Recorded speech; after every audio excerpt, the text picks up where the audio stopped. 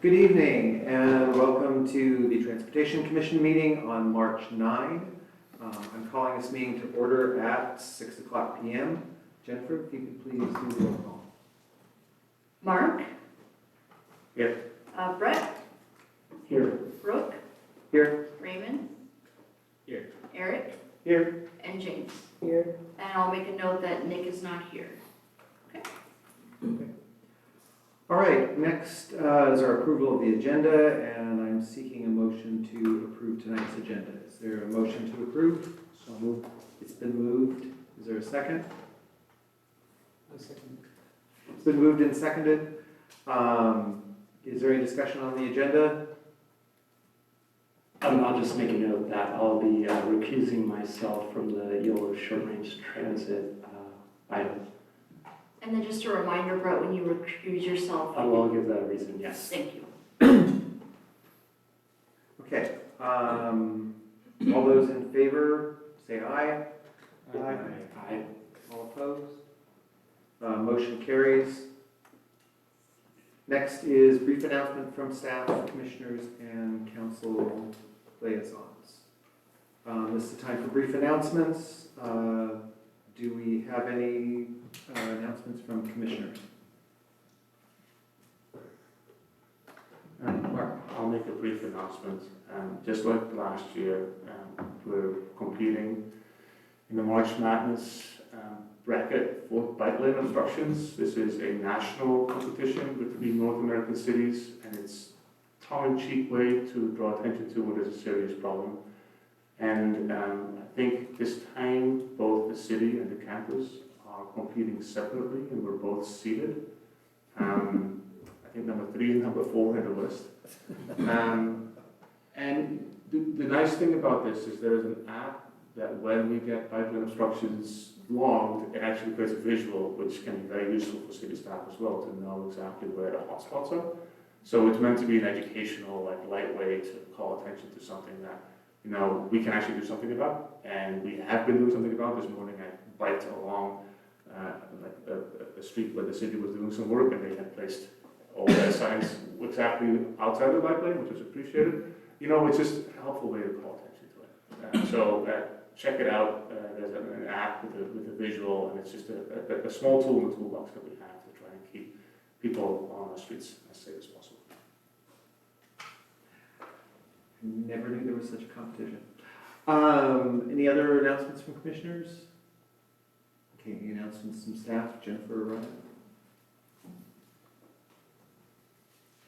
Yeah, I just wanted to briefly discuss the collision and fatality that occurred last week. Unfortunately, it's still under investigation and there aren't a lot of details that we can present.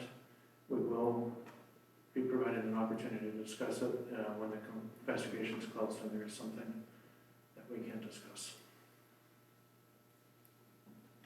Great, thank you, Ryan. Jennifer, anything from you? Okay. With that, we're moving on to public comment. At this time, any member of the public may address the commission on matters which are not listed on our agenda or are listed on the consent calendar. Speakers will be limited to no more than 3 minutes. Please come to the podium and state your name for the record. Does anyone have any public comment this evening? Okay. If there is no public comment, we will move on to the consent calendar. These are items that are non-controversial and can be approved with one motion. I believe on tonight's consent calendar, all we have is our transportation minutes from the previous meeting. Is there a motion to approve the consent calendar? I move to approve the consent calendar. I'll second. It's been moved and seconded. All in favor say aye. Aye. All opposed? I will stay. Thank you. Motion carries. So next is our regular agenda items. For these items, we'll receive a presentation. Then commissioners will have a chance to ask clarifying questions about the presentation and the staff report. Please hold all comments and discussion until after we hear public comment. Commissioners must be open to new ideas and be willing to receive public comment. After the public comment, we can discuss the items and provide our comments to staff. So with that, I'm going to hand it over to Jennifer for the YOLO TD Short Range Transit Plan. Great, I'm gonna And introduce. actually, just before that, I will be recusing myself from this item due to a personal relationship with a staff member at YOLO TD.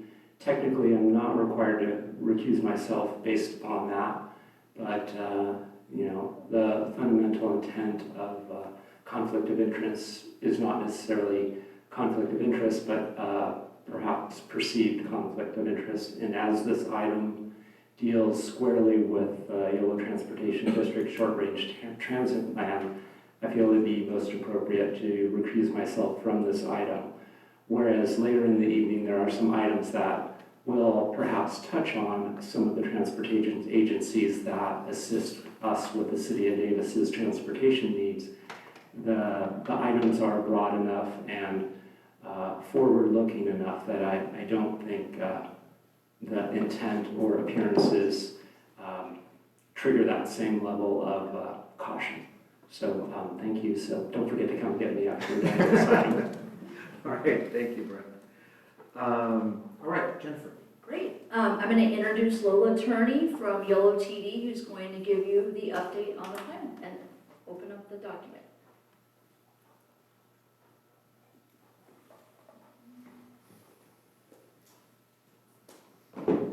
Wonderful. Thank you so much, Jennifer, and thank you so much, members of the Commission, for having me this evening. As Jennifer mentioned, I am Lola Torney. I'm a senior planner at YOLO TD, YOLO Transportation District, and I'll be talking to you tonight about our own short-range transit plan.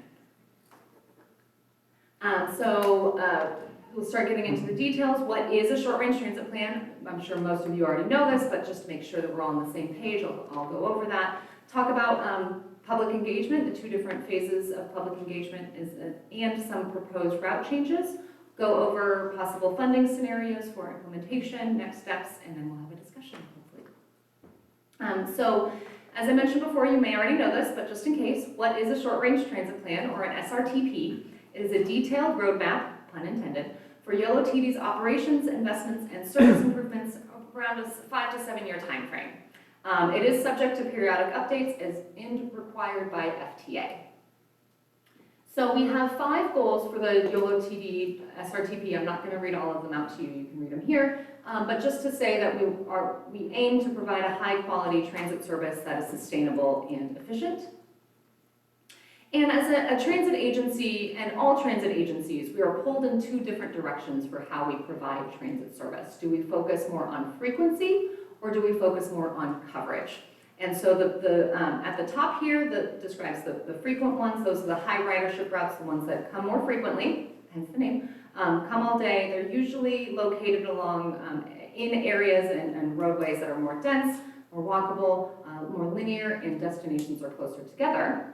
Or can provide service that is more of a coverage model, and that is more, as the name implies, has a wider geographic coverage and provides critical community destinations and more of an equity focus.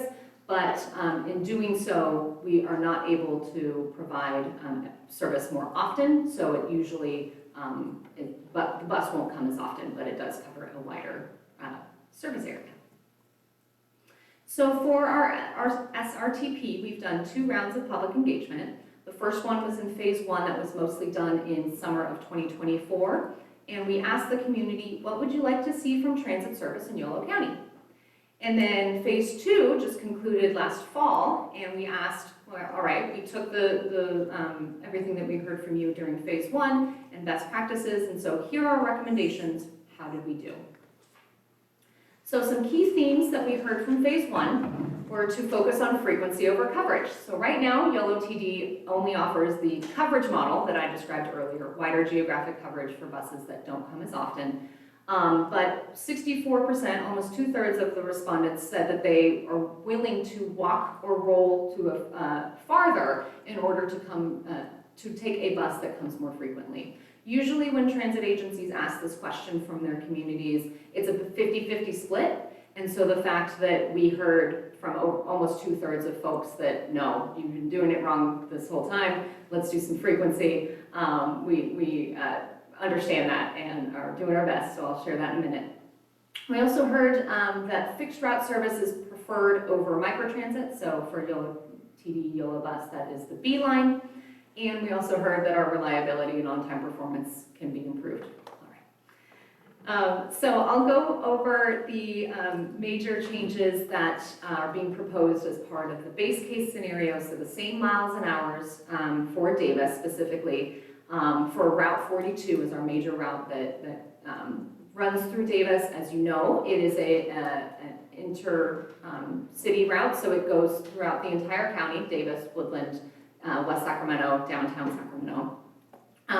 So the first image here are the proposed changes. The dashed line doesn't really show up very well on that, so I apologize. So I'll describe it. So basically, for the major change here that we're proposing for Davis Route 42 is to use the frontage road along 113 between a segment of Woodland and Davis, and be able to have service that will directly access the Sutter Davis Hospital.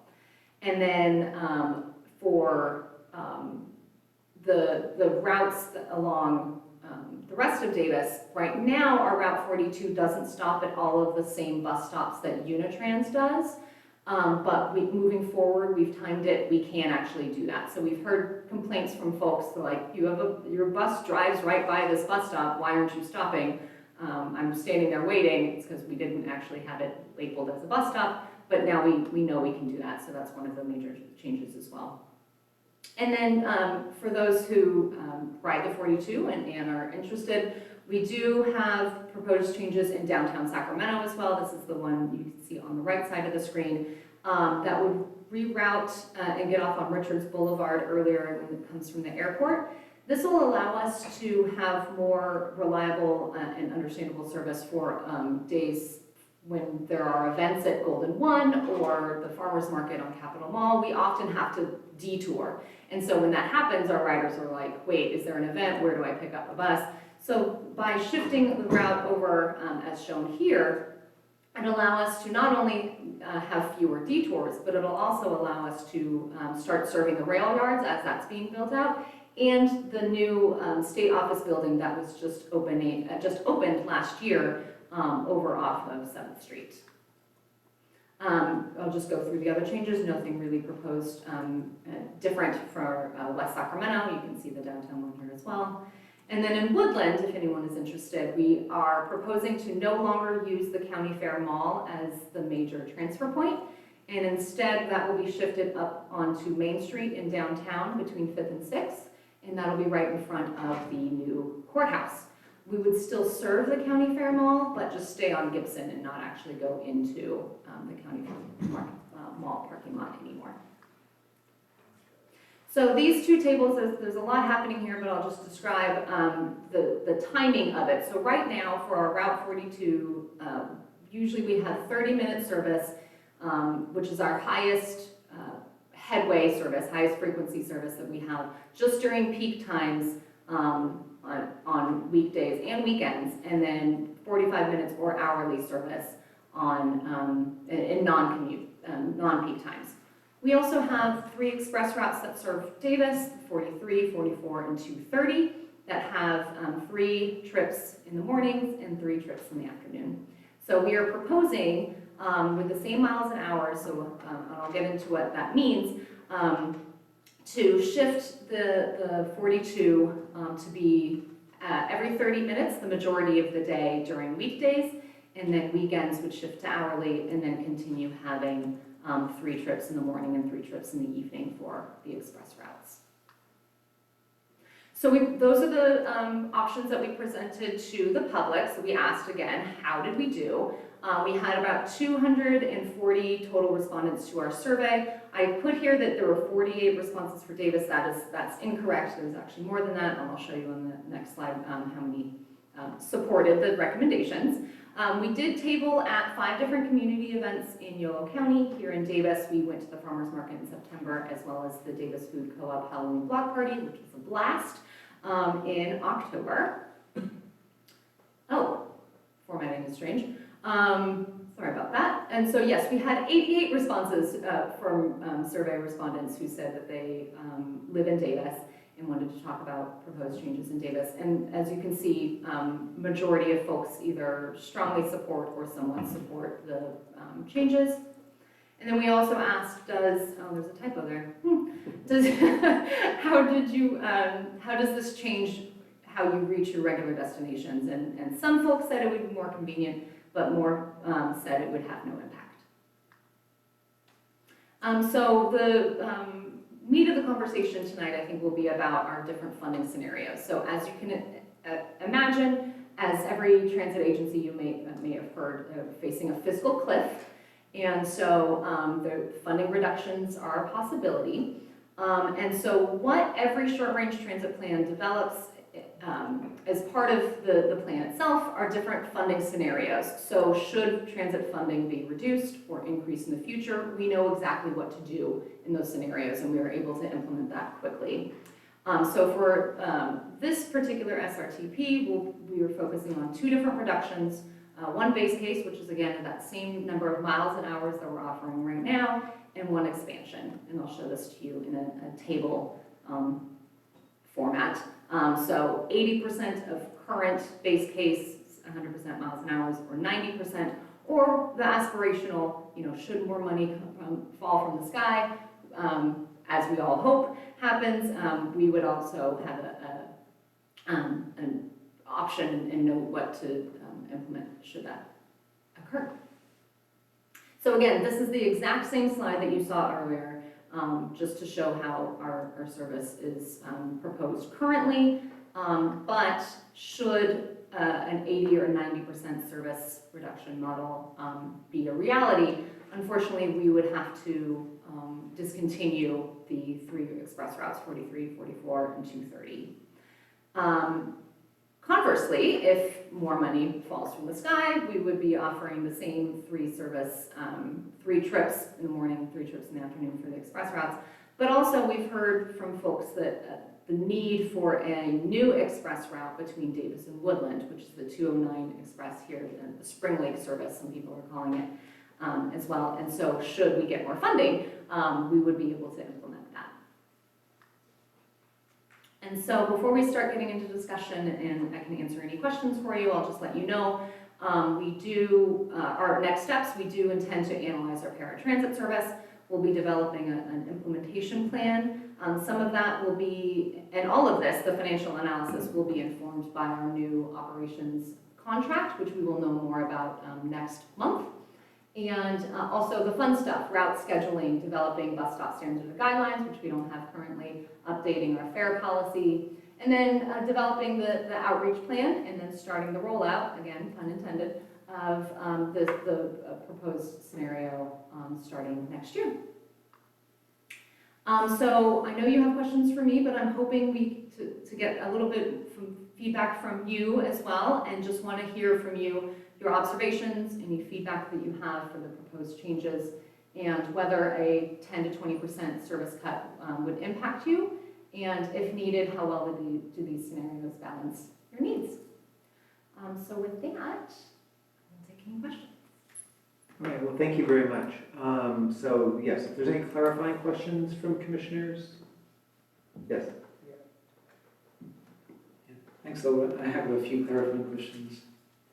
First, with the update to the headway of the services, could you clarify whether it would mean that a bus would come at, I think, about 7 p.m.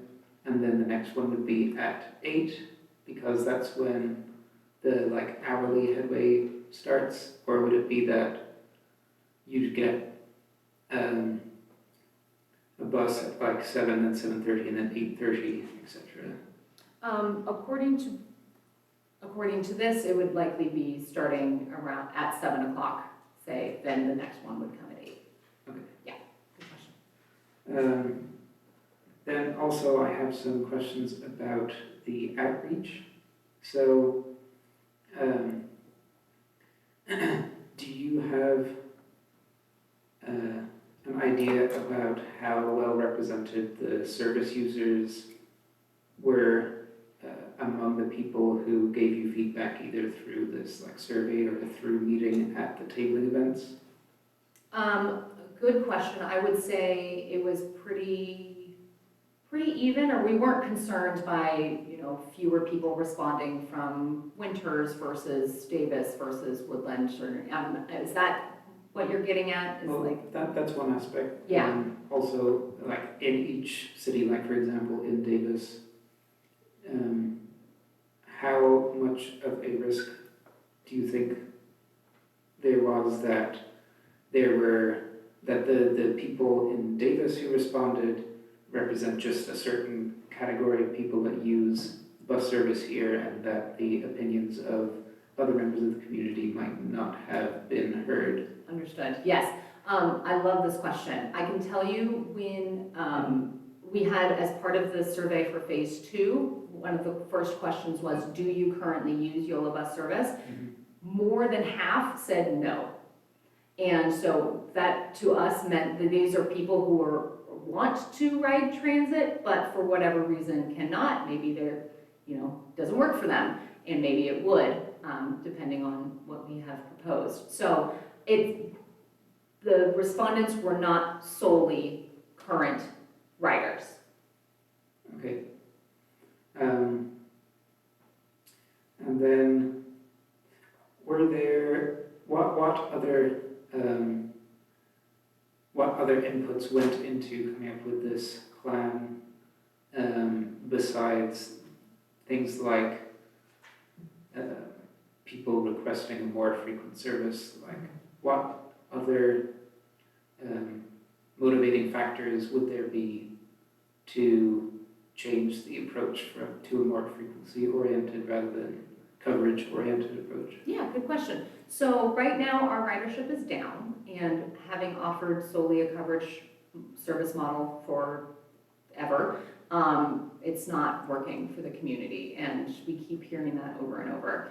Best practices show, and this is not just within California or nationwide, this is everywhere, as a transit agency increases frequency, ridership grows. And so we were told by our board of directors that after sharing the transit service models, the frequency versus coverage that I shared with you earlier, they're saying, let's move forward with a frequency model. Let's see if we can get our ridership up. Let's see if we can be more sustainable, offer more sustainable transportation options around the county. And so it was multiple factors. It was the members of the public, it was the members of the board, it was best practices in transit service planning, it was all of the above. Okay, great. And then one last question. So under the 80% and 90% scenarios, it seemed like the effect on which of these services might be discontinued is the same, and there's also no change to 42A and B weekends and weekdays. So, is there really any difference between losing 80% and 90% of the expected funding? Could there be room with that extra 10% to, for example, maintain one of 3 trips for those express lanes? That's a good question. We haven't looked at that. More likely than not, what will eventually be implemented, if a service cut is approved by our board, it might be closer to, either 87% or, 92. So for Davis, it might all look the same, but we can certainly look at, depending on what our board comes back and says, retaining one or maybe 1 trip a day in the morning and 1 in the afternoon. This is just, based on miles an hour is the same amount that we're providing right now. This is what I have shown this is what will work in order to keep our funding at the level that our board says to move forward with. For the case of routes 42A and B, that operational funding is coming from the YOLO 80 project, so that is why, regardless of if you saw me present this in West Sacramento, it's going to be the same amount of service regardless. So that one won't be touched. You'll still get 30-minute service regardless. Okay, thank you. Yeah, good question. Rita? Thanks for your presentation, just a few questions. Regarding run times for the proposed and some of these other reduced services, do you have any sample timetables or just some kind of idea of how that travel time would change between major destinations in Sacramento or West Sacramento, Woodland? I'm just thinking of some of those outreach questions and how they were able to respond to some of these things without, a much more bigger picture of what those service changes. Yeah, that makes sense. At this time, no, we haven't developed the schedule. We'll know that we'll start developing that once the board has directed us, this is what we would like to move forward with.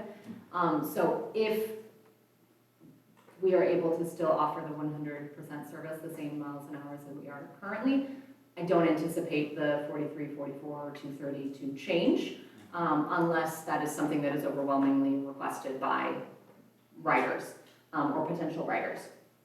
In terms of 42A and B, that's also still being figured out. It will also depend with us shifting out of the County Fair Mall as the main transfer point. We were able to sort of lay over there for a while. That won't be an option at the new transfer point in Woodland in front of the courthouse.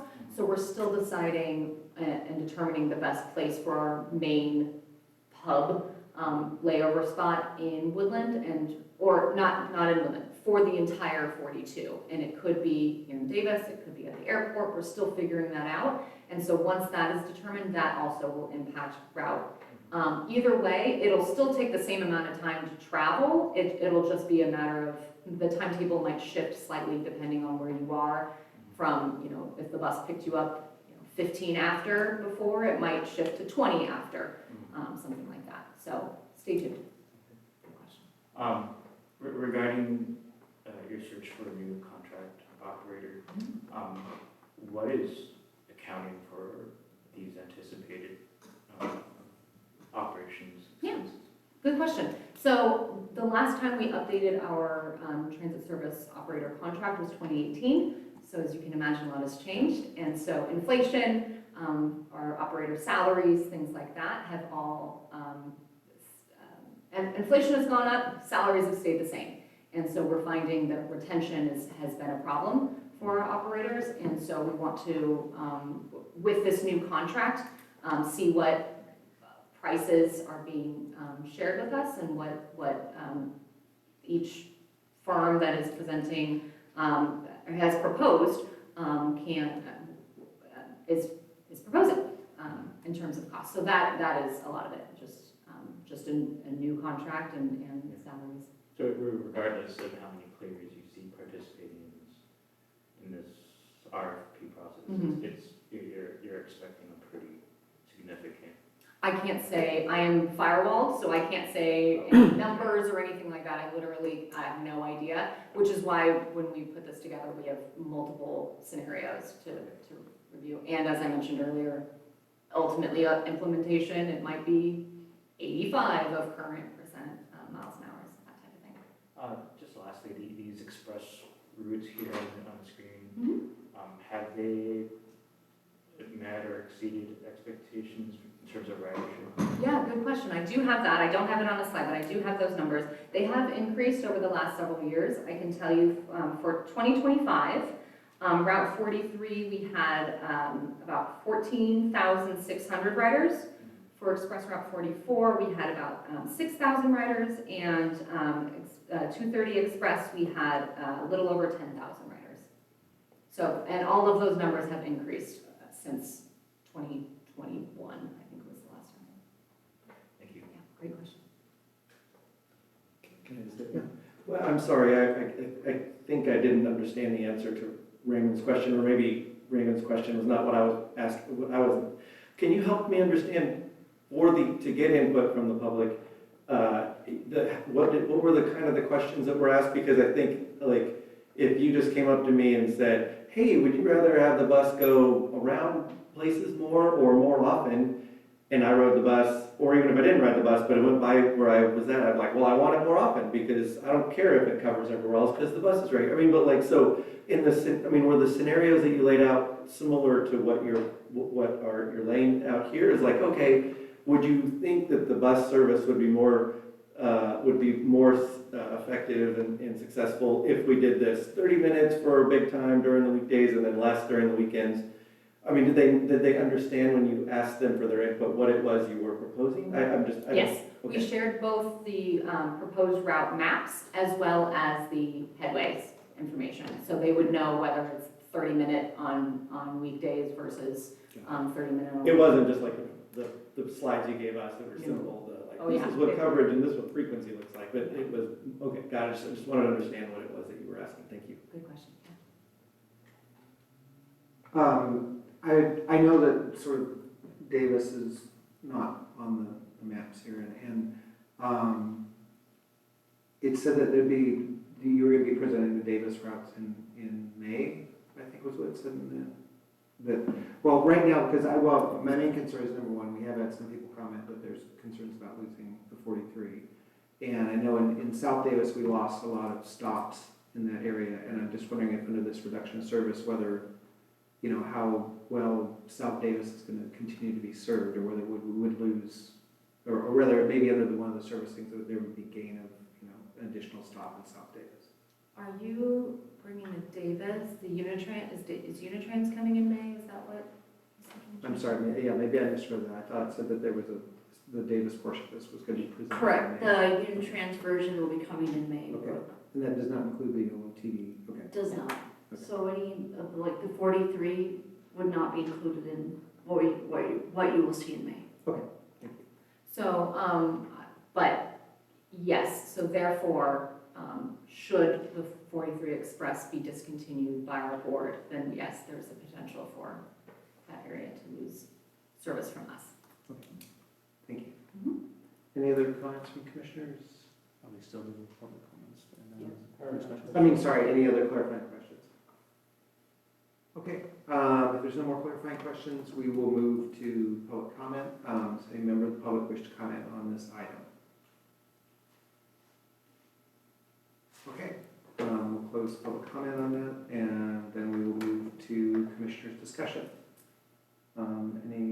So what we're being asked is provide feedback on the proposed yellow bus network for Davis under the scenarios that have been presented here. So is there any additional feedback that you would like to provide? Grim? To James's original question, I think the public outreach may not be robust enough for potential riders or 42 riders living in Davis. I don't know if this service change is triggered by or I don't know if your service change policy would cover this type of service change so as to trigger, a Title VI analysis. But I mean, I just know for, FTA compliance purposes, the public outreach should be fairly, robust and representative. And so it was just a little eye-popping to see that some of these, or listening to some of these results. And I realize yeah, go ahead. Let me, I probably didn't make this clear, so I apologize, but the public didn't see the 80 or 90% scenarios. They were only given the 100% base case, same miles and hours. Okay. So no, they have not seen, until we started doing this outreach, we being Yellow TD started doing this outreach to transportation commissions around the county, they wouldn't have seen that there's a possible cut. Okay. Yeah. Will there be a subsequent outreach session? If the board decides to move forward with that, possibly, we are a small enough agency that we don't have to do Title VI compliance in the same way that FTA requires for larger. We do our own equity analysis to share with our board, because equity is important to our board, but the requirements are slightly different, is my understanding. Thanks. Yeah, good question. Sorry for the confusion, so I appreciate you asking that. Mark?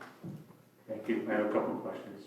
Maybe some are clarifying, and you can educate me, and some feedback may be helpful, maybe not.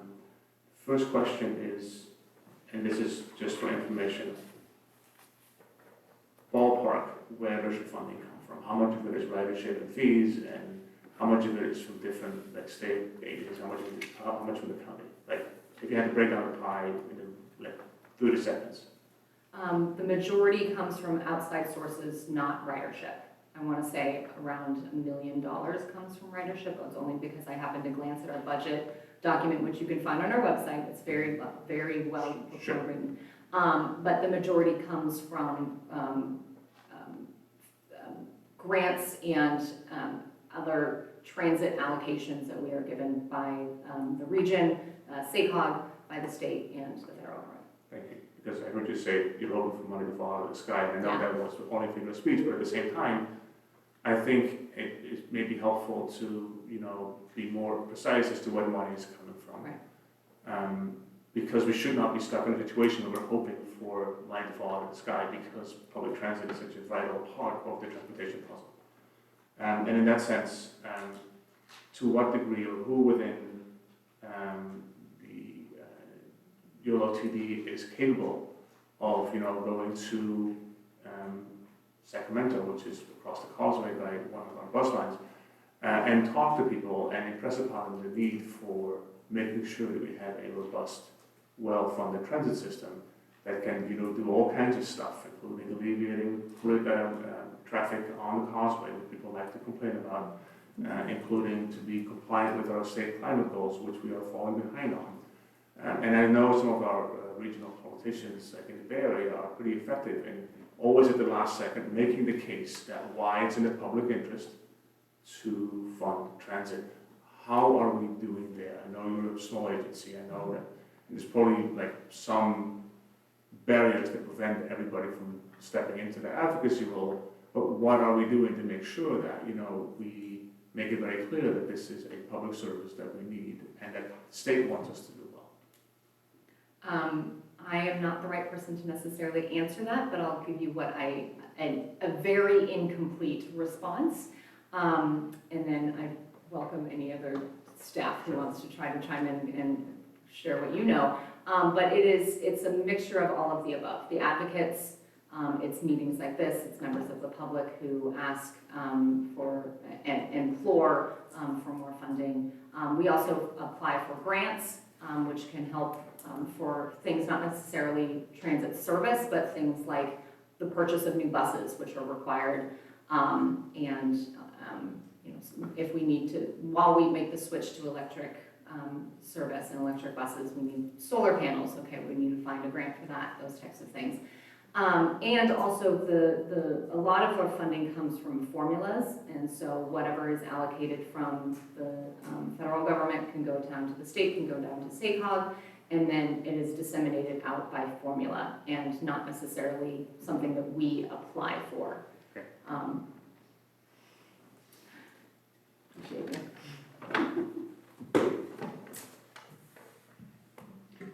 Okay, so I don't have YTD's numbers off the top of my head, so I'm going to talk about this very generically. So I think like the operational and the Canada Guaranteed funds that are coming into new transit service really are fare box revenue, federal block grants through the FTA, and then some money that comes through the state through the Transportation Development Act, or TDA, or Local Transit Fund, LTF. It's the same thing, two slightly different pots of money. It's mostly a sales tax that's collected in the county and then returned to us for use to fund transit. The big struggle, or the big unknown right now, is the federal money. The Biden Infrastructure Act, the IIJA, Infrastructure Investment and Jobs Act, essentially increase transit funding by about 30%, but that's 5 years. That's getting ready to expire. Congress hasn't had time to put together a draft on what the new transportation bill is going to be. Thank you. So we don't know what it's going to look like.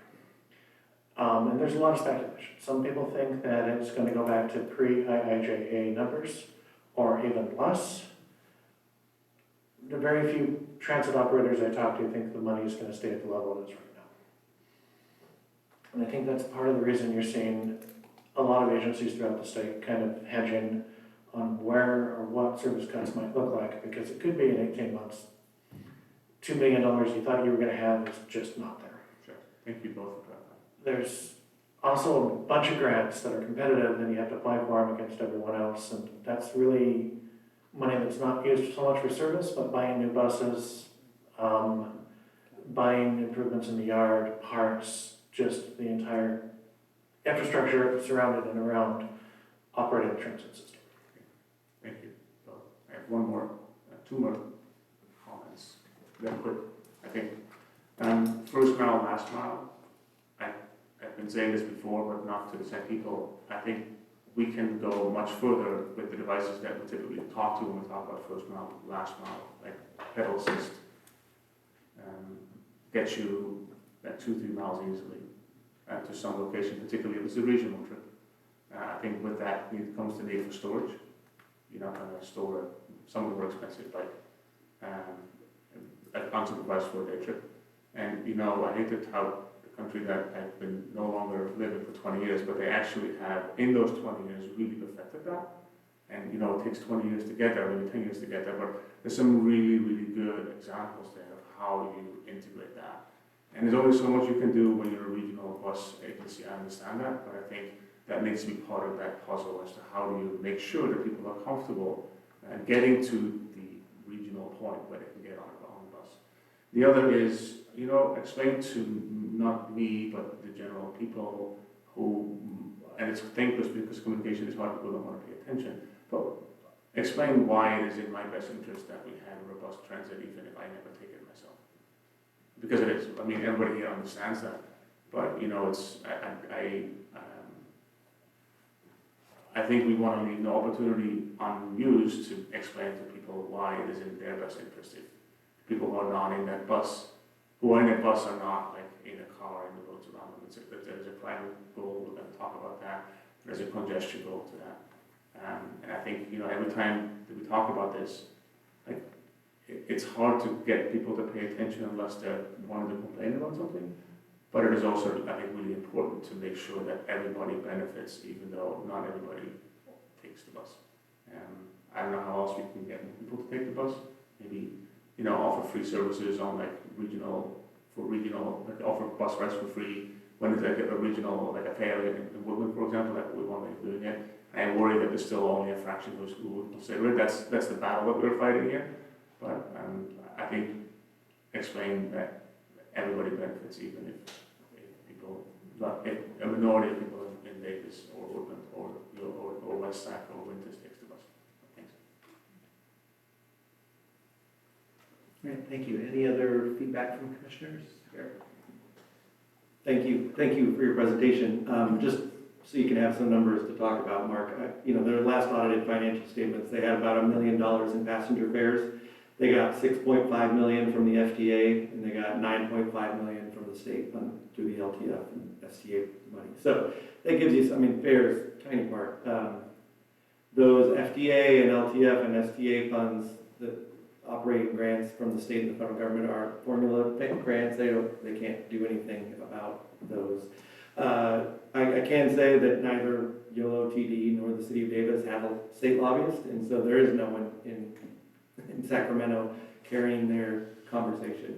YOLO TD is probably, could be, I would assume they are members of the State Transit Association, and therefore the Transit Association is trying to carry the water for everybody, but it's tough. It's tough. It's just really hard to get more money for transit right now. In last several years, there was money put aside from the State General Fund for transit. The way the legislature typically works, in my experience, I've been worked there for a long time, is they feel like, we've taken care of those guys for a while, and so now they're going to focus on something else, like single-payer healthcare, or CAL FIRE, or water, or whatever, right? And then they'll deal with, like, transit isn't on their radar anymore. And this is a tough reality. I mean, it's a tough thing for folks like Ms. Torney to have to deal with. And I get that. I also think that the state is intending to, I mean, the governor is intending to move to more full-time state employees working in office and not being able to work from home starting this summer. And I have strong concerns about the cuts to the express services. I don't know, because we don't have the numbers really, I've tried to find numbers that would be helpful today, and I just wasn't able to. But like if you're saying like a 10 to 20% cut from your $18 million budget is would enough to cost all, to have to eliminate all of the express routes, that's, you know, something like $2 to $4 million, I guess, you know, give or take, if it's 10 or 20% cut up from 18 million. I worry that, you know, they talk about in the Bay Area, as Raymond's very well aware of, this death spiral. Like you cut transit and then there's less service, and so fewer people ride it, so then you have to cut more service.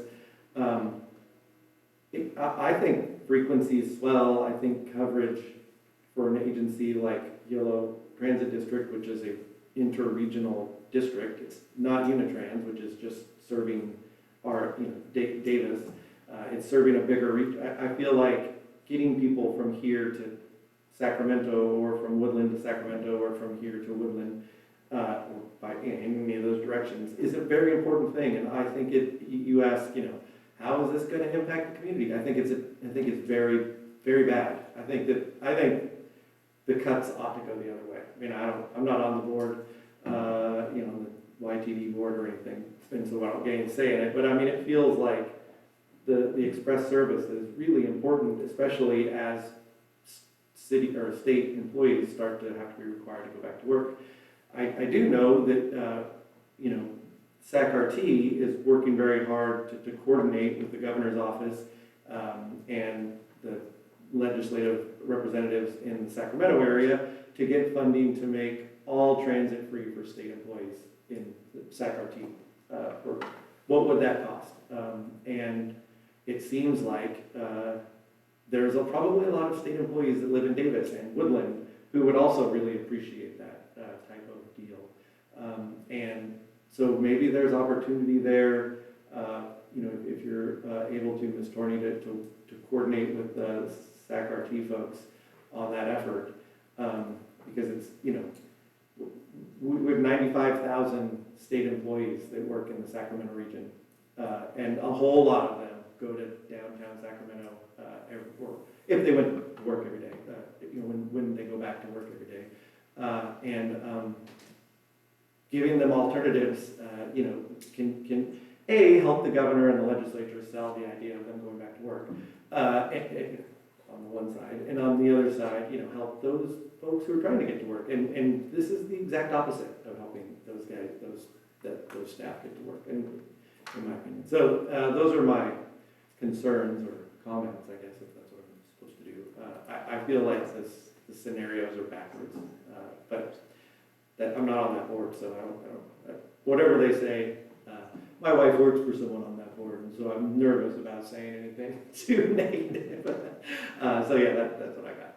Can I just echo what you said, Eric? I think there was always my comments, and also add, you know, listening to that conversation, there is the largest employer in the town, UC, has a campus in Sacramento, and they have a service bus that, you know, it's pretty good. I take it every once in a while because when I need to go there, if we're going to broach the topic of, you know, can we bundle ridership and make it free? You know, UC Davis has, by UC-wide policy now, the mandate to really tackle their Scope 3 emissions. They have no idea how to do that. A lot of it will be people in cars. Here's an opportunity to maybe partner with them and see if they, along with a much larger state government, can, you know, really just help create a captive audience of free ridership that is not free. I mean, it's paid, but it's free to individual users is a perk of the job, but at the same time, it helps both the state and some large employers offset their greenhouse gas emissions, which they'll have to. Thank you. Any other comments from commissioners? Great. I Well, yes. I do have one more thing I'd like to Yes. just add. I think part of the decision-making about the 30-minute headways for 42 are because that is being funded as a mitigation measure as part of the HOV lanes on the causeway. So it's got a separate dedicated funding source that's already been committed specifically for that project. Yeah, that's why. Thank you. Right. Yes, that's why I mentioned earlier, regardless of what jurisdiction I'm speaking to, those lines are gonna stay the same for all scenarios for 42A and B. David? Yeah, I'd also like to echo what Mark and Eric were saying, and I'd like to clarify also some things. So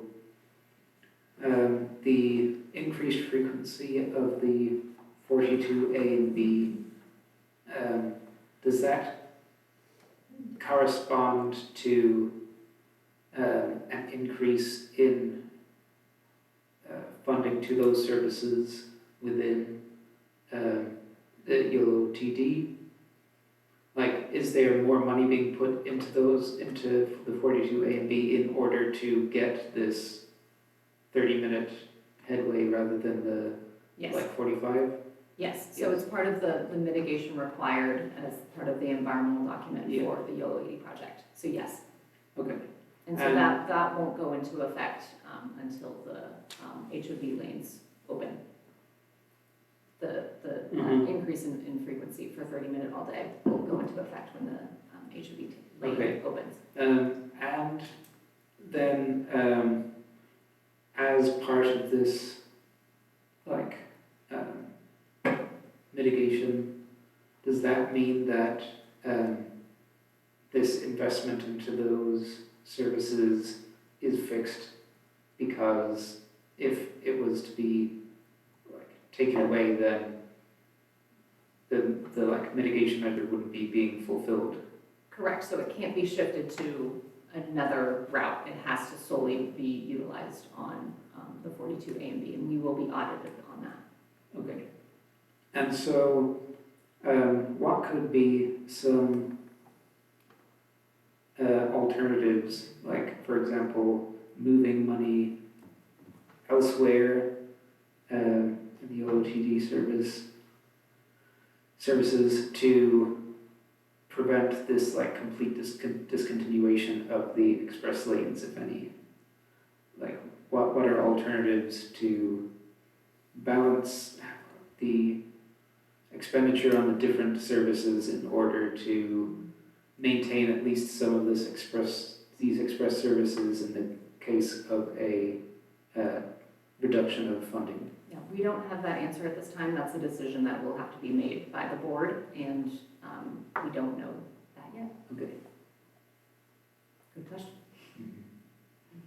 I guess just to echo what the previous comments were about the ridership. As I mentioned before, we did lose the number of stops in South Davis for the 42. And there are, I know a number of people who do work for the state, my wife among them, who go, would take the bus every day down there. A number of other people who, those options disappeared. It's a lot harder. There is no South Davis stop. There's nothing south of 80 now for YOLO bus. So, and I know under none of these scenarios that's going to change, but hopefully in the future we can restore at least one other stop on the other side of 80 in South Davis, given hopefully better funding in the future. But I'll just put that out there. Okay, if there's no more feedback from commissioners, thank you very much, Lola, for the presentation. We really appreciate it. It's great to get some more insight into what's coming up, and we're all hoping that we'll be able to continue the level of service that YOLO TD has provided. So thank you very much. Yeah, thank you. I really appreciate your time this evening and your very thoughtful comments. Thank you. Yeah, I have 2 minutes to rearrange the room. What? I'm I sorry. have a 2-minute break. Yes. As a presentation to the Climate and Environmental Justice Commission a few weeks ago as well. a little bit of the broader scope with them, and so this was kind of focusing on the transportation elements here. And so there you go, that's just kind of seeing, as a refresher, those are the specific actions and goals outlined within the transportation section. Just the way that the kind of staff report that I included is organized, and also this presentation, it doesn't specifically kind of go action by action, it focuses on the goal areas because a lot of these activities will touch on multiple actions.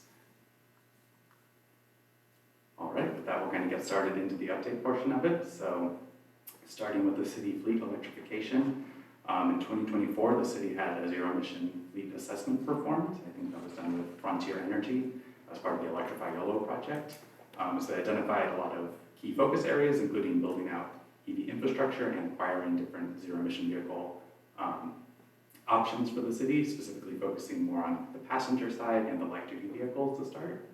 And so kind of following up on that, we've been able to start the procurement process for 10 vehicles, of which 7 have been purchased to date. 5 of the light duty trucks are in active service at the moment. And that was through funding, I think it was through one of the air districts. And then kind of in tandem with that, we've been able to engage with PG&E for the EV fleet electrification program. So they're working on infrastructure upgrades to everything kind of front of meter to help support kind of these new EVs that we're getting for the fleet. And then focusing on our side, trying to do the design elements on the public works yards behind the meters that kind of work in tandem there. So we're trying to build kind of future capacity as we build out our different fleet options. And yeah, just go on to the Electrify YOLO project now. So the update there is that this is, we're currently preparing for an RFP for EV chargers across 5 publicly accessible locations. These would be level 2 and level 3 chargers, I think mostly within kind of I-80 corridor access within Davis. And so this is part of kind of a larger regional grant where City of Davis was the lead agency. I think we were responsible for $2 million of it. And so based on the outcome of this RFP process, we'll kind of know what remaining funds we have, but that's kind of the immediate next step would be going out to bid there. And then the Zero Emission Vehicle Action Plan is something that we are a part of with Yolo County as the lead. And so that is working on kind of figuring out what options that we have for different mobility needs and charging locations. They just did a community survey that released late last year, and that was focusing on, you know, what are the needs, and there's an interactive map that people can utilize to help kind of identify where they thought charging locations would be most beneficial, also where different mobility hubs could be of use. And so this was a countywide survey though. Davis didn't have a lot of responses, just looking at the interactive map and kind of some of the responses, but the data is currently still being analyzed on the survey. In terms of just a little bit of a look ahead, and we'll touch on that more later, there's also going to be public workshops upcoming for the Zero Emission Vehicle Action Plan as well. All right, so moving into some of the different plan elements. So starting with the Moving Transportation Forward Plan. So this was completed last year. As it says there, provides a roadmap for implementing different plans, projects, and programs. A lot of them focus on different aspects of the Climate Action Plan. A lot specifically within the increased opportunities for active mobility goal area. So a lot of the projects within there really do have a lot of alignment with the CAP. And I think it's a really good resource to be able to kind of see what more specific on the ground projects are kind of rolling up into that plan and how they align with the CAP. Also, the Active Transportation Plan, that was a grant that was awarded last year. And so that's currently in development with the goal of replacing the 2014 Bicycle Action Plan. And then the Short Range Transit Plan is another one where a community survey recently closed, and this is focused on opportunities to extend service times, reduce delays, and encourage ridership. And then just kind of looking at the chart there on the right, that's just ridership at the 3rd and University bike counter. So it's not something that's specifically data aligned with an action within the CAP, but I think it's interesting because you'll see, as probably as expected, ridership is highest at spring and fall times. So one interesting kind of takeaway there is for incentive programs such as like May is Bike Month, it shows that there is kind of high ridership in May, so it is a good time to kind of be promoting it as something for active mobility. All right, moving on to YOLO Commute. So this is the nonprofit transportation demand management organization made up of both public and private employers. So it's seeking to address those regional transportation issues with a focus on reducing single occupant commutes throughout Yolo County.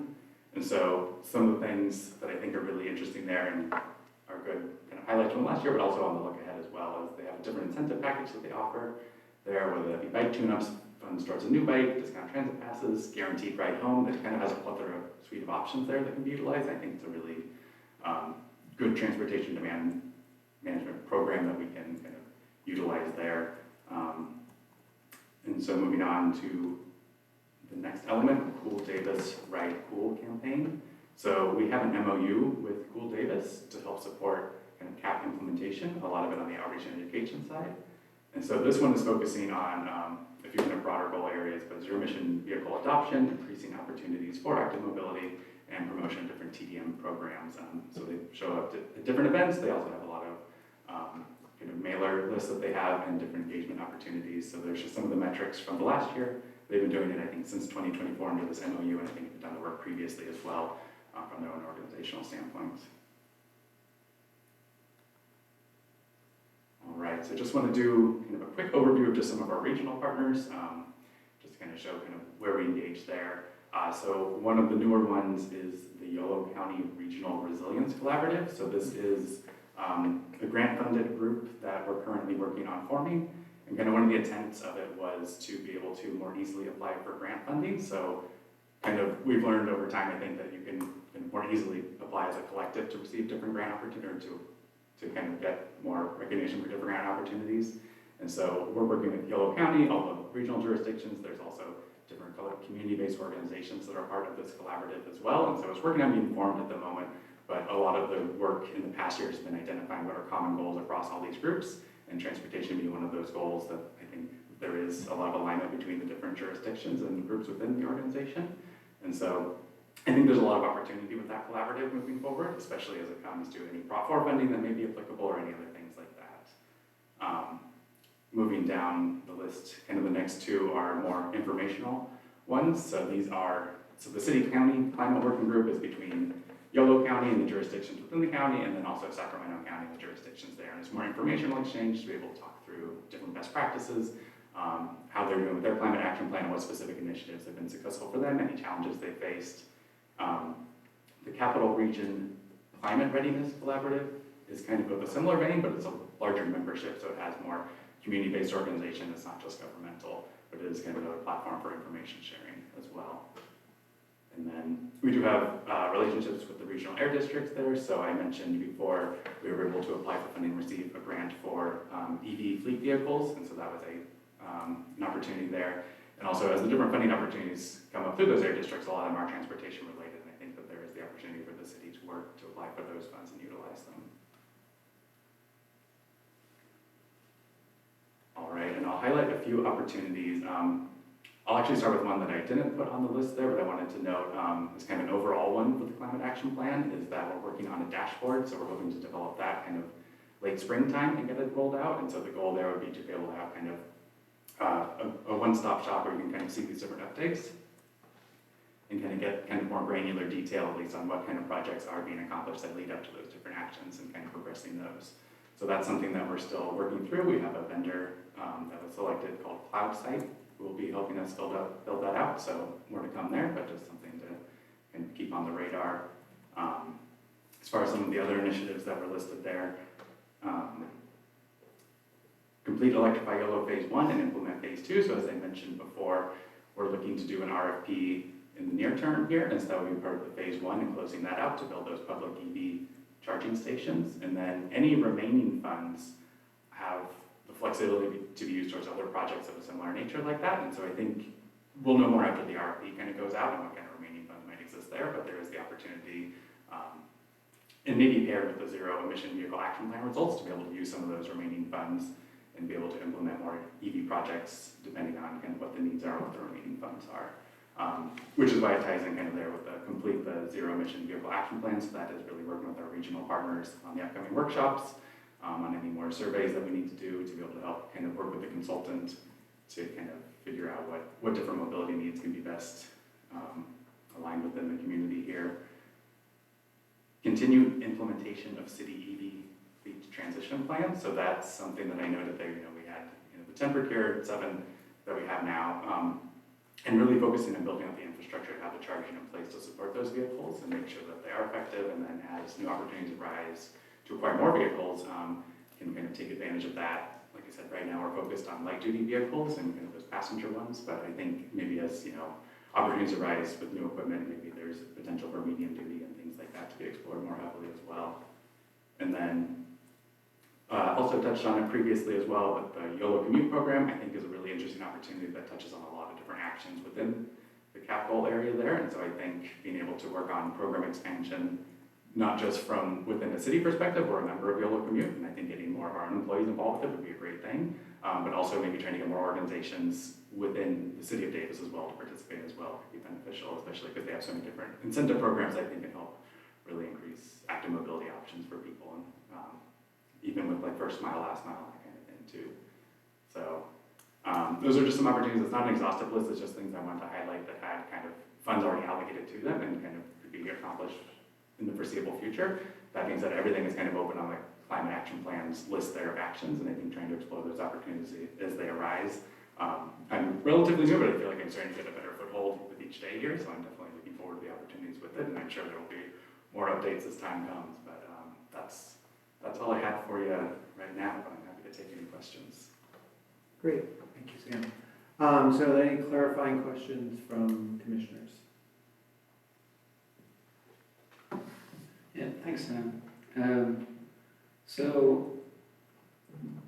Outside of this YOLO commute program that you said, there's a partnership with employers, like in Davis. Is there a program also that relates to like the school commute by car as well? Because I think that would be a big source of like of vehicle traffic in Davis as well every day. Sure, hi James. There is a program, it's called Active for Me, and the elementary school students who bike, walk, and scoot to school, when they arrive at school, they have a scanning barcode on their backpack, and they're scanned by folks like Mark here, and that data is then put into a database, and we're able to understand the mode shift to those active modes versus driving in a vehicle. And then they're rewarded. Okay. I had a question on the Electrify YOLO project. Are you working with the retail centers in town, and are there any incentives that are provided for them to maintain any sort of charging network? I know like the Target Center took theirs out for some reason, and it seems like most of the other retail centers where a lot of people are there and parking don't have currently any charging facilities. Yeah, that's a fair question.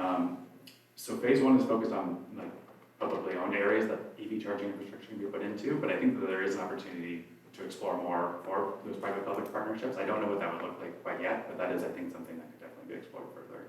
Kind of how to help align, especially if there's kind of within, I think the Zero Emission Vehicle Action Plan is a good point where maybe there's some private locations that are identified as being really strategic for people to be able to have EV chargers, and so I think maybe I'll just see what those results are and help them kind of inform those discussions as well. But nothing specifically for phase one at the moment. Other clarifying questions? Okay, with that, we'll move on to public comment on this item. Anyone would like to provide public comment? Okay, if there's no public comment on this, we will move to discussion from commissioners. Mark? Thank you and welcome to this. And maybe I'll preface my comments by saying that I've actually been on the task force that wrote the decarb plan for our campus, so maybe some of my questions are informed by having participated in that exercise. And I'll start with a question, and I've read the CAP again, and I'm looking specifically at page 48, which basically has the baseline 2016 emission numbers, the greenhouse gas inventory of 567,000 metric tons of CO2 equivalent, and then it has us magically land in 2014, and I see that also in the different campuses a lot. Like, we aspirationally want to get there, and we're figuring it out how we're going to get there. I know that's challenging. I mean, decarbonizing everything, including transportation, is a challenge. Okay.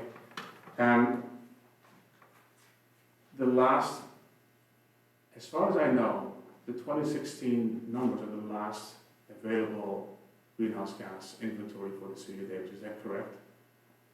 Yes, that's my understanding. Okay, so we'll get back to that, because I think, you know, we have 2016, 2016 baseline, which in itself is what it is. And then we have a 2040 goal, which is not just some number that, I mean, this is the state climate goal. We're gonna have to find a way to get there, even though that's incredibly challenging. And then, you know, we picked a number in the middle in 2030, which is 4 years away. So we're 10 years away from baseline. I just wanna make sure we're all on the same page here. We're 10 years away from baseline. And we have 4 years to go until we hit, you know, exactly, well, approximately half the reduction. And we have no idea if all the hard work that you and your predecessors and, you know, community partners such as Cool Acres and others have done, we have no idea how big or small the effect of that has been. Is that fair? Yeah, that's fair. So, Okay. yeah, and to add some context to the discussion too, one of the avenues that we had explored was the GHG assessment was done in 2020 for the 2016 baseline, was done as a regional effort with Yolo County and some of the neighboring jurisdictions. So I had inquired with them about the opportunity to kind of do that as a means to kind of reduce costs for us all to go in on it together, and also just to kind of repeat what we did in the past. There was no interest this year from those jurisdictions, but I think next year there was the possibility to revisit it. That being said, I think one kind of near-term priority can be to figure out what that plan looks like, if we should kind of go our own way sooner to get a better understanding of how things are going, or if it's better to be kind of waiting for the regional effort. Thanks. And, you know, just, again, so we're all on the same page here. I think 79% of our inventory is cars, and I appreciate that our colleagues at the Climate and Environmental Justice Commission are also like the lead commission here, but when it comes to the actual emissions, it's cars. It is emissions from cars on roads. And changing that is challenging, we all know that. But we also know it can be done, because there are places that were at one point just as car dependent as we still are, that have actually, you know, made their places a lot better. And I'll just highlight Brussels here, which I have only visited once or twice, and it was, you know, pretty terrible. And it's, you know, they get 24% of their total commute, not just the kids to school or the students to campus, 24% of adults who commute to whatever their job site is, does it on a bike, not because they are made to, just because it is just, not because May is bike month. And trust me, the weather in Belgium is not nearly as nice as it is in Davis. They do it because, you know, it's the logical thing. It is cheaper, it is more affordable, it's better. It's going to save a whole ton of, like, driving around in cars is expensive, and whether the car has a different drivetrain, it's going to continue to be expensive. People do it because, you know, it's a logical choice when given the opportunity. So maybe some advice or some feedback that hopefully you'll construe as such. What I think I see here is, you know, we have good intentions. We set the first step. Nobody here is denying the importance of what we're doing here, but I also don't know if we have a good enough operational grasp of how to get there. I mean, I'll say we won't, and this is not a critique, and it's hard to do it, but we don't know how to get to zero by 2040. And frankly, I think many people, I just don't think we can do it, and they may not take this seriously. And I think that would be wrong.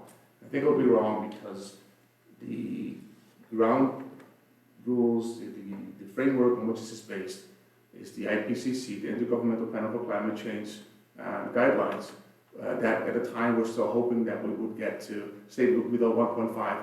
We've already blown past that right now. We're dealing with 25 degrees Fahrenheit temperature anomaly today, like 2/3 of the US. We are on target for 3.2 degrees, and we also have learned that not only is the rate of warming going fast, that paper in Nature this week, we also know that even though we are not landing at 5 or 6 degrees, we know that the consequences that we're trying to isolate ourselves from here are going to be a lot more severe, even at that lower target of 3 degrees. I know you know this. I'm not sure if I see people in our community, you know, reckoning with that and really just working on what does that actually mean for how we do transportation, how we do urban planning, how we do everything that we've grown accustomed to doing a certain way, and we can't.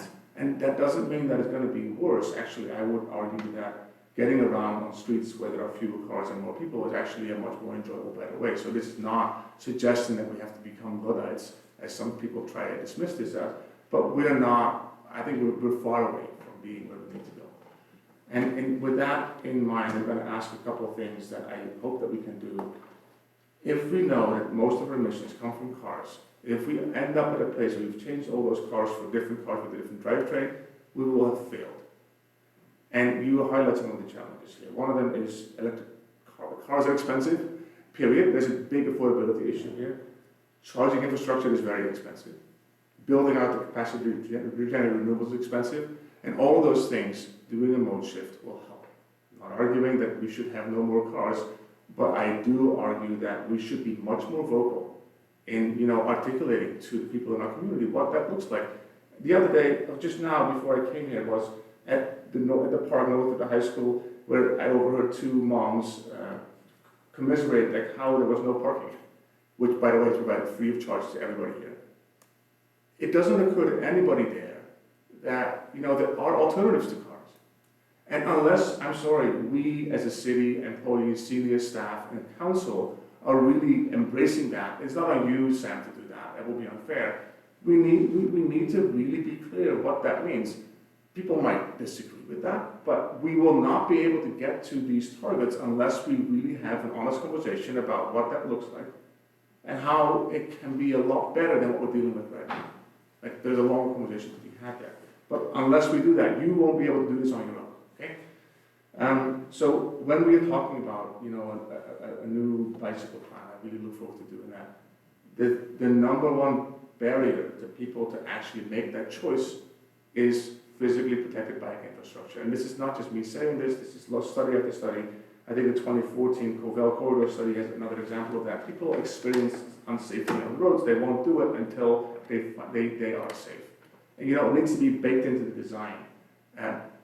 Induced demand is a thing, and it's not just applying to freeway widening and getting people driving, it also applies to people making active transportation choices, not just in May, but year-round in places with far shitty weather than here. Okay. That's really important. And the other part of that, and I hate to say this, if we continue to plan for and provide leeway to and freedom to and no charge to owners of cars, people will continue to drive everywhere. There needs to be a policy to start to discourage the use of cars. And we need to really also start to prioritize larger vehicles that do more damage, do more emissions. Like, you cannot solve this unless we are honest about that. And I think we need to be honest about that. And then the third thing here, the final thing here is, maybe to put some metrics on there. What is our current per household car ownership in Davis? Do you know? I don't know. It's probably hopefully it's below 2.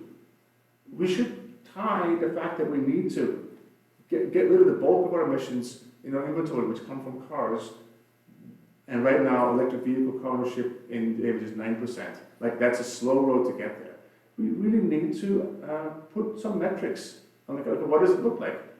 Are we going to go from, if say we're at 1.8 now in 2030, should we be at 1.7 in 2035? We need to tie these goals to what it actually means.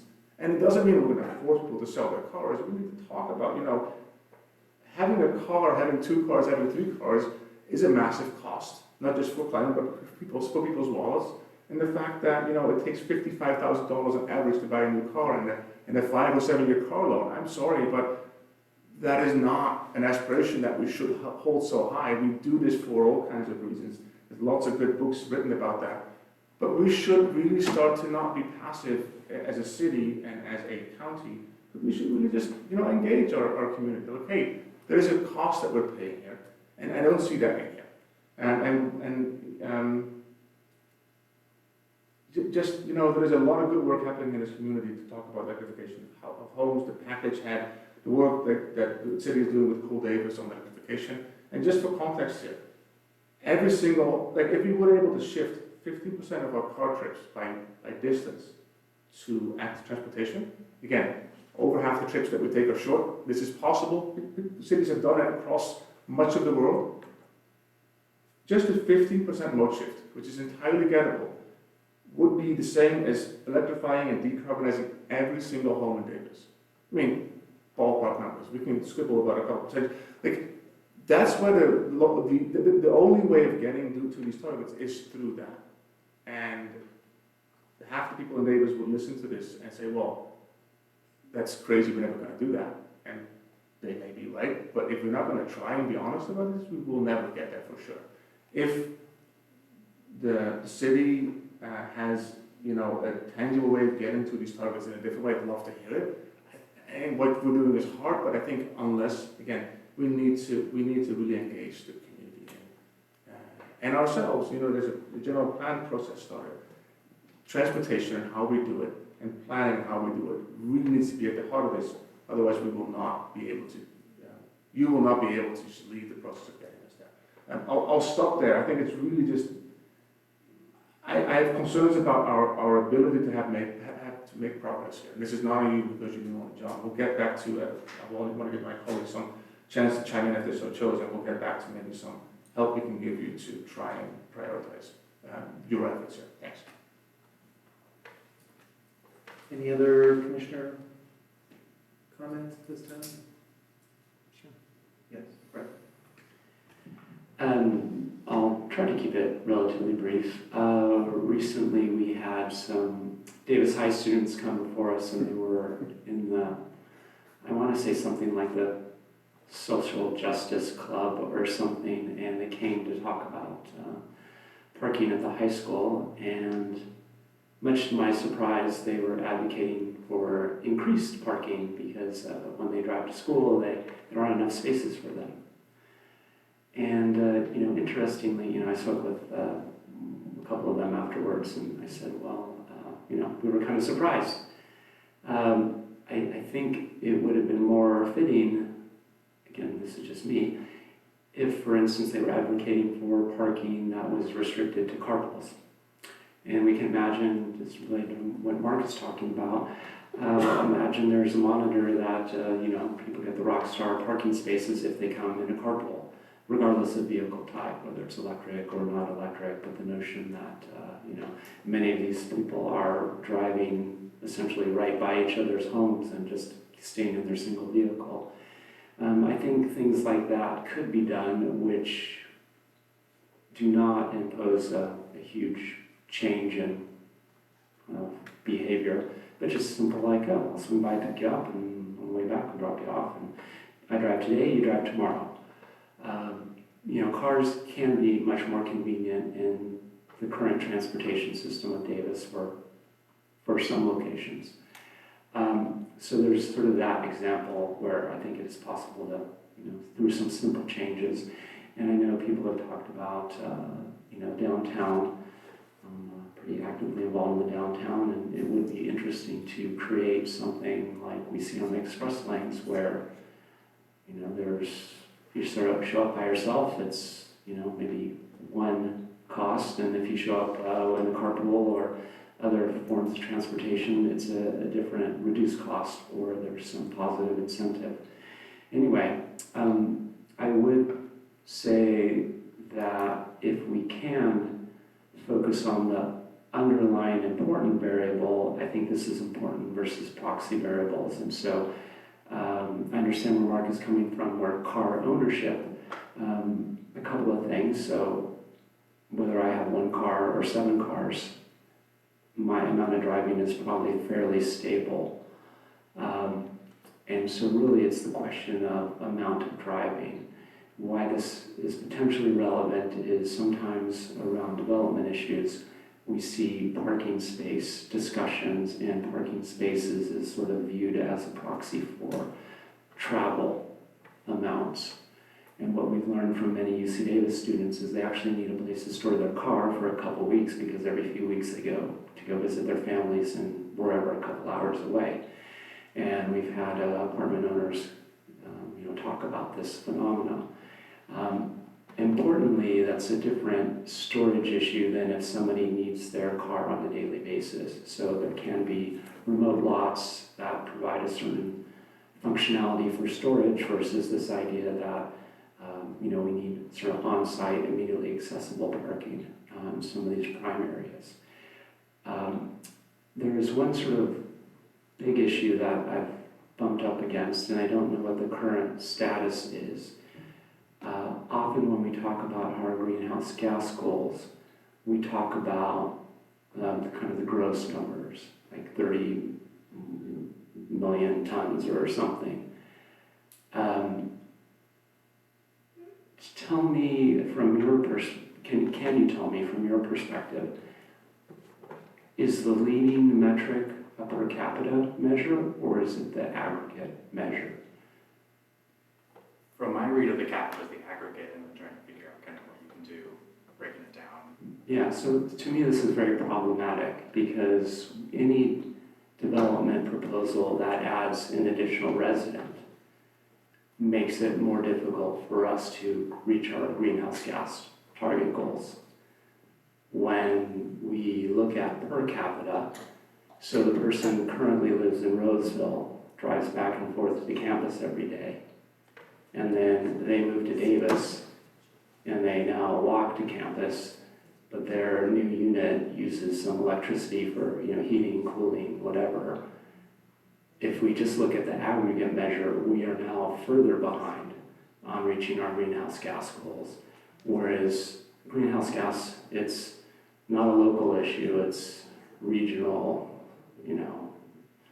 worldwide type of thing. And so it leads to this dynamic where people can be opposed to what might actually be an overall net benefit for the region in terms of greenhouse gas reduction. But based upon the cap, they are at some level correct in saying, oh, if we approve this development, it puts us further away from reaching our greenhouse gas targets. And it leads to what I consider to be a non-logical conclusion.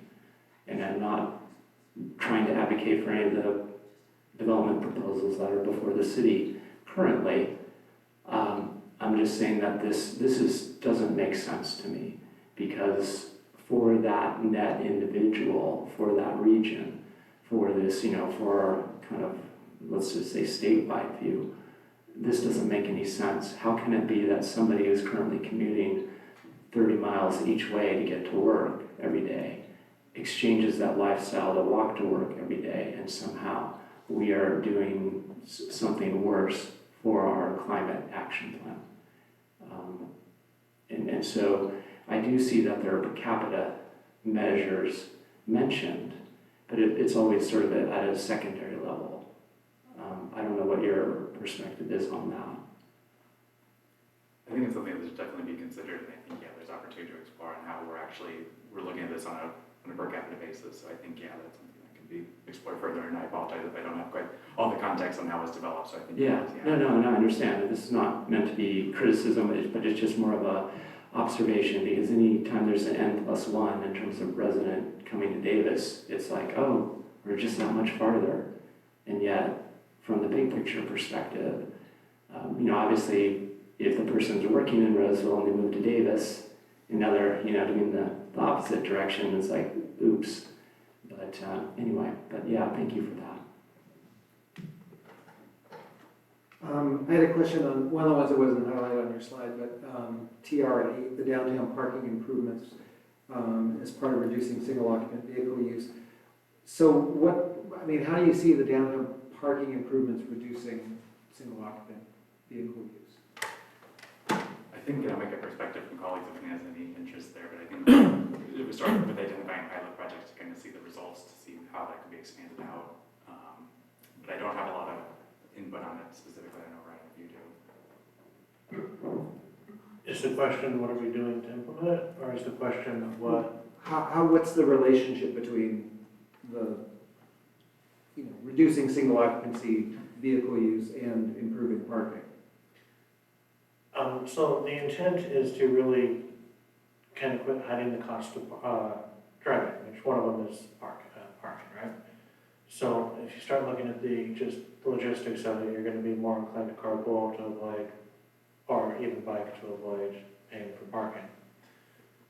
As far as what's going on with that one right now, I'm working on implementing or reviewing what the city council approved as part of the parking plan a decade ago, which included paid parking lots at 4 locations. And we're exploring what needs to be done to actually make that happen. Thank you.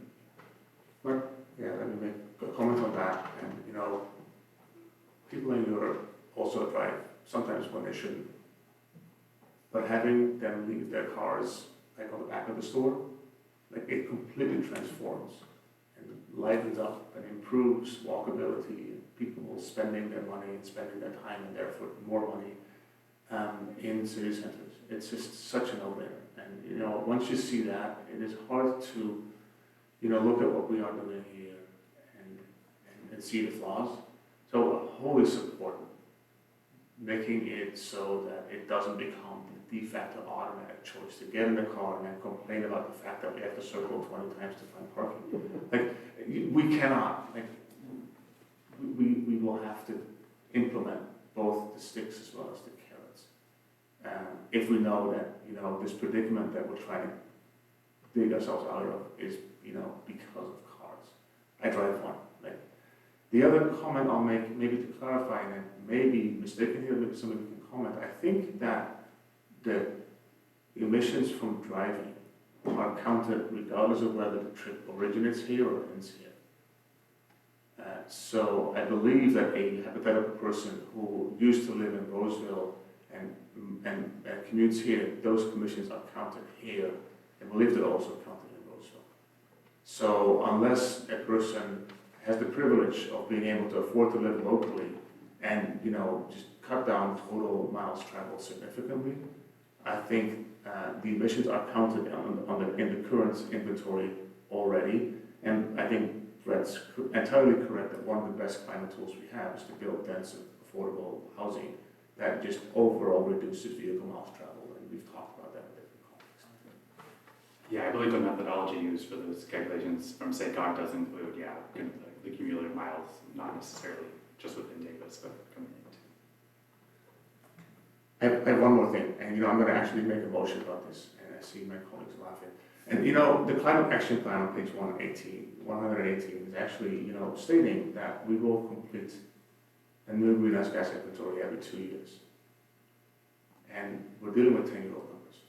And we have no way of knowing how effective any of our efforts have been so far. And frankly, I'm concerned with backslip. This is not a critique on anybody, for sure not you who are sitting here, been in a job for 5 months. We don't know, and it is really hard for both us and our colleagues at the Climate and Environmental Justice Commission to advise if we don't measure how we're doing. And I will stress, it is hard to do this. And the other thing I'll say is that the final 20% will be the hardest 20% to decarbonize. And we don't even know how the first phase is going. The first 10-20% should be relatively easy. At this point, the lowest hanging fruit already has been picked. So the motion that I will table, and I hope I'll get support from my colleagues here, is I move to advise City Council to prioritize by allocating specific budget the urgent execution of a greenhouse gas inventory. Because otherwise, we have no idea how far behind we are, and I worry that we're behind. So I hope that somebody can second that if they're so chosen, and then we can have a discussion. So motion's been made. Is there a second on the advisory motion? Yeah, I'll second that. Okay, it's been moved and seconded. Is there any discussion regarding the motion? Yes, sir. I just have a question. I don't know if my colleague knows the answer or if you guys, what does that cost? I don't know what kind of, what are we talking about? Sure. My understanding is we're talking about $10,000-$50,000. Again, I don't do this for a living. I think these are not large amounts of money. And I make the motion with that understanding. I could just write, in 2020, I believe it cost the city $18,000 to participate in that regional effort. So that's just from 2020 numbers. Great. helpful. And only because I am a consultant, not that kind of consultant, but man, I mean, I can imagine charging a whole bunch, so, yeah, with that in mind, I'm all for, supporting the motion. Any other discussion from commissioners on that? Okay. Yeah, if there's no more discussion on the motion, all in favor say aye. Aye. All opposed? Great, all right, thank you. So with that, is there any additional discussion regarding the climate action plan? Okay. I would just say that, I don't know if it rises to the being worthy of a motion, but the notion of the per capita, because any project that adds people to Davis, when it's done at the aggregate level, puts us further behind. And so if 2016 there were, X thousands of metric tons, and then we just boiled it down to, whatever it was, like 12 metric tons per person, and the goal is 5, then if we create a new development, and it's not trying to be pro-development, but it's trying to make it so that at least is a little bit sensible. If something, shows up at 4 metric tons per resident, and we're like, oh, wow, that would be good. But instead, what we do, if we do it the aggregate and go, there's, off by orders of magnitude, but just some large number, and then we add 1,000 more people, it's some large number plus 1,000 people's contributions of greenhouse gas to it, and it makes it seem like we're moving further away, even if this proposed development were centrally located in downtown and easy walkable, bikeable, and close to transit, and it's sort of what we ideally want to encourage. From that gross aggregate level, it looks like we're that much further away from being able to achieve our goals.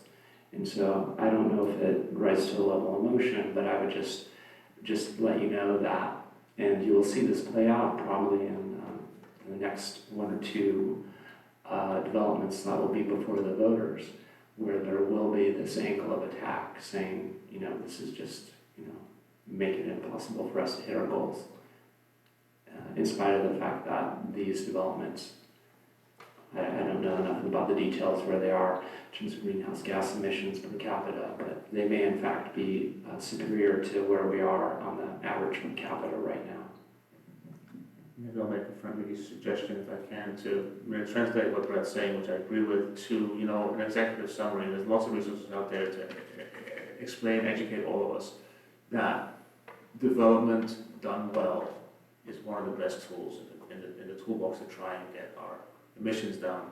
And I think both aggregate as well as per capita emissions are, talking about the difference, and then, talk about the difference between somebody who lives in an apartment versus someone who lives in a mansion.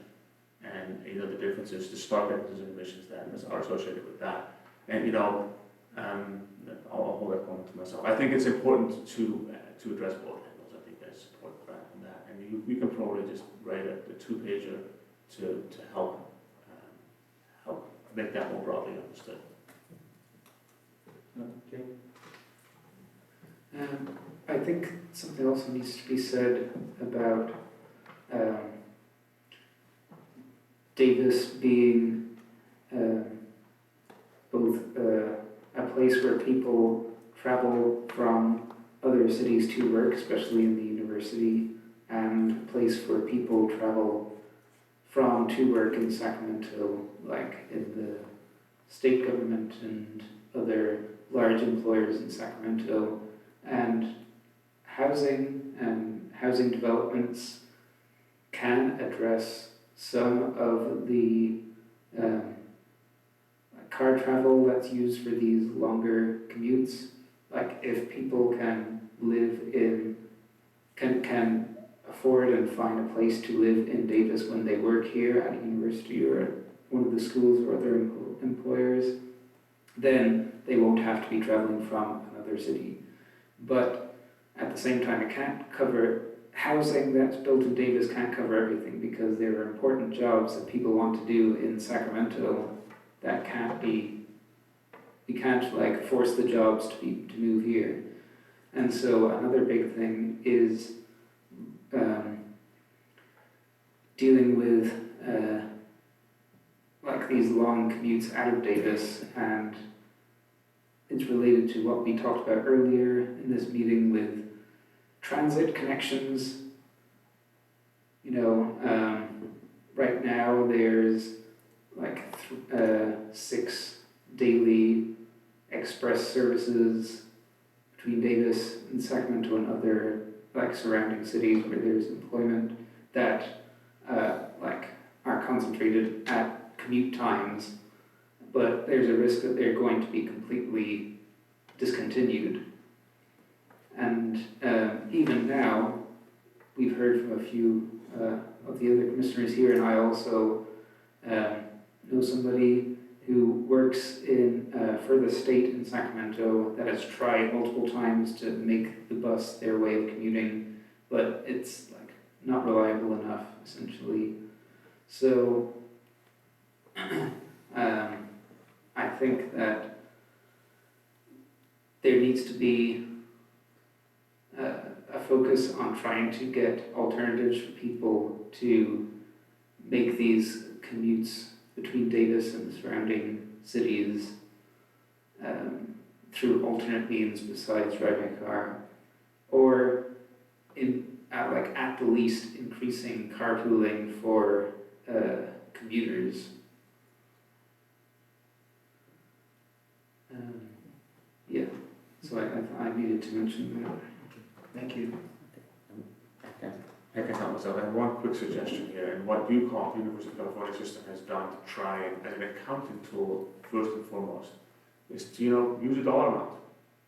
You can call it the social cost of carbon, you can call it whatever you want to call it, but put a dollar amount on, the activity that right now is for free.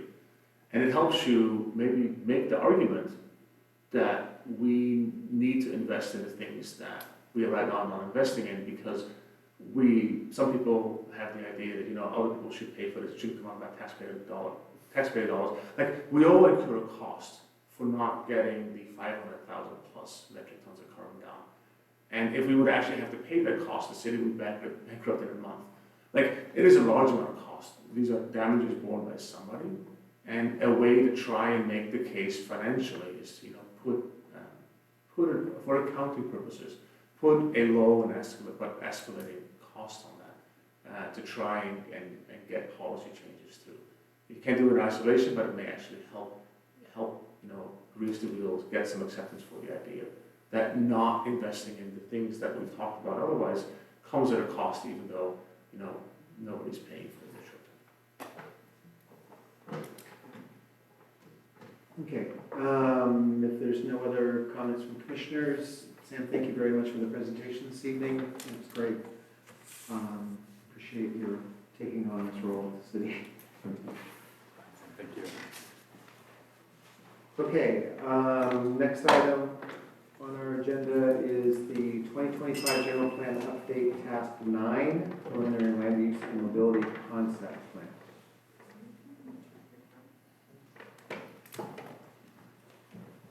And we'll receive presentation and discuss further exploration of the preliminary land use and mobility concept plan in the general plan update process.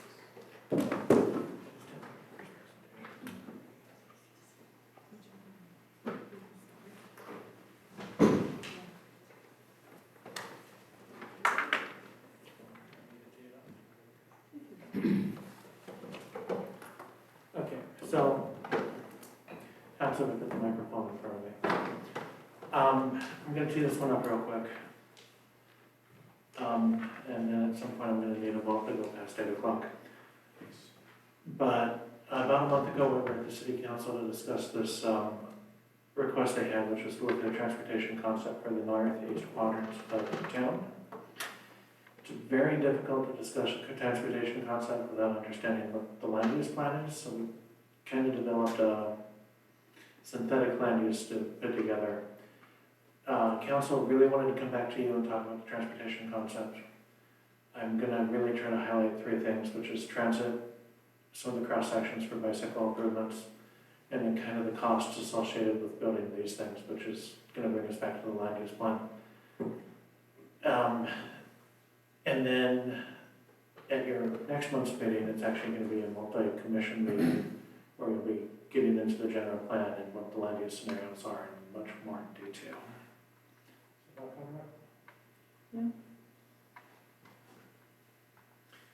And I'm using the PowerPoint presentation that was presented to the city council, so I might skip a few slides that aren't quite relevant to the subject tonight. But the thing was really kind of looking into mobility and what the implications of the mobility plan were.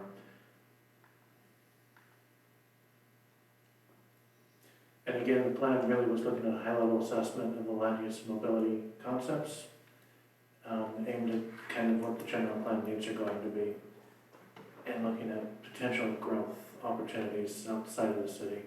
It really didn't talk about the other side of that growth, which would be, is there a chance for intensification of land uses inside the current city footprint?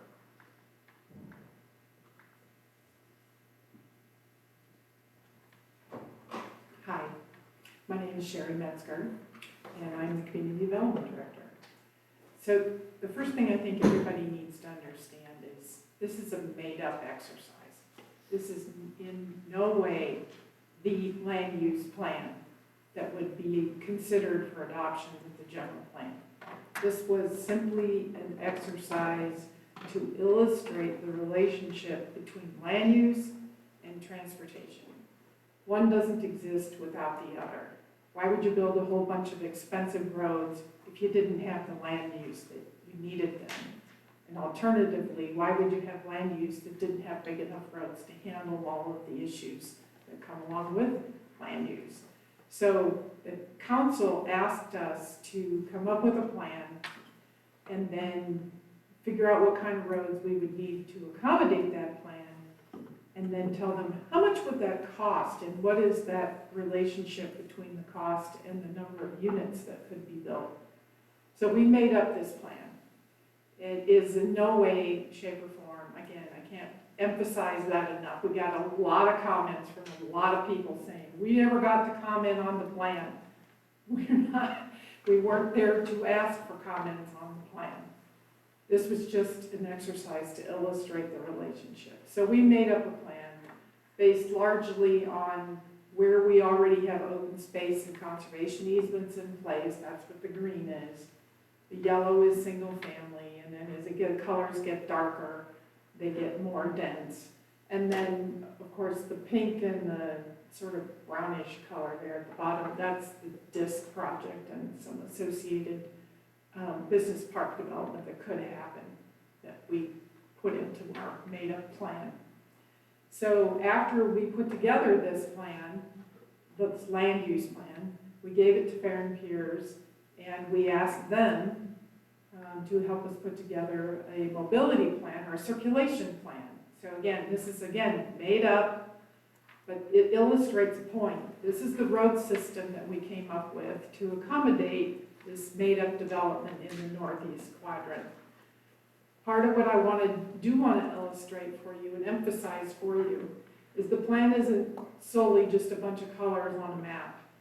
We do have and are trying to accommodate 2 cycles of RHNA, and I know you all don't deal with RHNA much in this commission, but RHNA is the Regional Housing Needs Allocation that we get from ZACOG about once every 8 years. And that is the number of housing units that the city is required to provide within that 8-year time frame. So for example, we are now in cycle 6. Cycle 6 ends in 2029.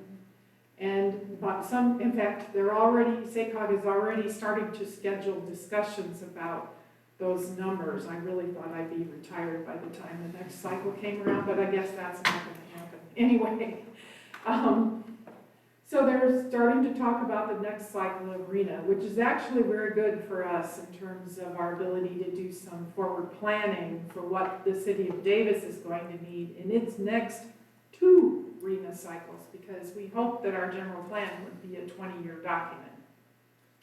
So we made up numbers based on their historical past, which is they have doubled every time for the last 3 or 4 cycles. Right now, we have 2,075 required units, so we assumed they would be looking at 4,000 units the next time, and maybe 4,000 units the time after that. And so technically, this plan, this made-up land use plan, the one that Ryan had up there, accommodates about that many units. So, looking at the circulation element to kind of support that, you'll see that we have a bunch of roads that are highlighted red, they'd be 4-lane arterials. Nothing in this plan would be more than 4 lanes, trying to adhere as closely as possible as the current policies in the general plan. A bunch of 2-lane arterials and some collectors.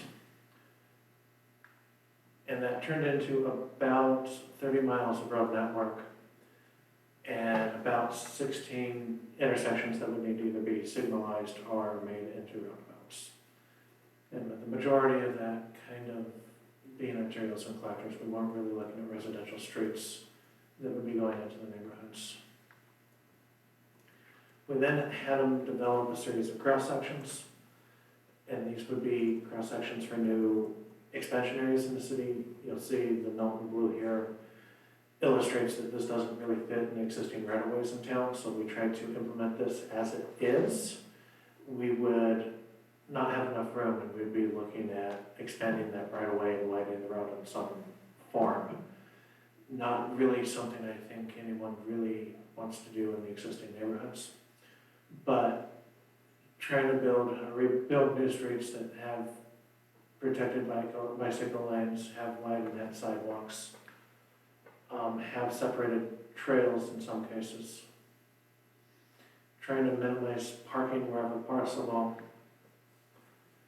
and still maintain medians and green spaces. And then we looked at really kind of a trail backbone bicycle concept, and this shows us really would be looking at class 1, class 2, class 3 type of buffer trails, trying to make sure that we've got the appropriate trail density for the land uses that we were looking at. And this would be building close to 50 miles of new bicycle facilities compared to the 30-ish miles of new arterial and collector roadways. And many of those would be off-street or on-street separated with some sort of a buffer. The other thing we looked at was transit. And really, where would we need to have transit lines and transit operation, with the focus being Unitrans-B. We considered a bunch of improvements that would help kind of facilitate and help us make sure that buses may are able to arrive on time. We also considered things like separated bus travel lanes.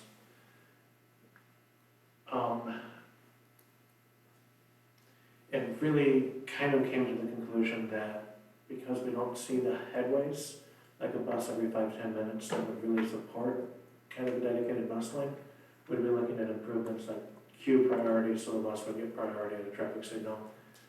Queue lanes, so there's a lot of queuing at an intersection, the bus would have a short lane to get around that and jump to the front of the line. Bus stops improvements would be things like floating bus islands where the bus doesn't have to kind of pull out of the lane, possibly like block the bike lane in order to get to where the passengers are. And then elimination of some of the free right turn lanes, which would, at least in the existing parts of the city, give us an opportunity to add some of these transit features that I just kind of discussed. Again, the intent is to try to minimize the impacts of congestion on the buses to increase their on-time arrival, with the thinking being that people are more likely to use reliable transit. We also were looking at options like mobility hubs, which would be areas for buses to transfer passengers, but also an area for something like Spin or another carrier to be able to have first mile, last mile devices to help get people spots that aren't directly accessible to transit. And for the high quality transit characteristics we were looking at, I've actually kind of highlighted most of this, we'd be looking at 10-minute or less headways. Well-lit bus stops, just safety and availability.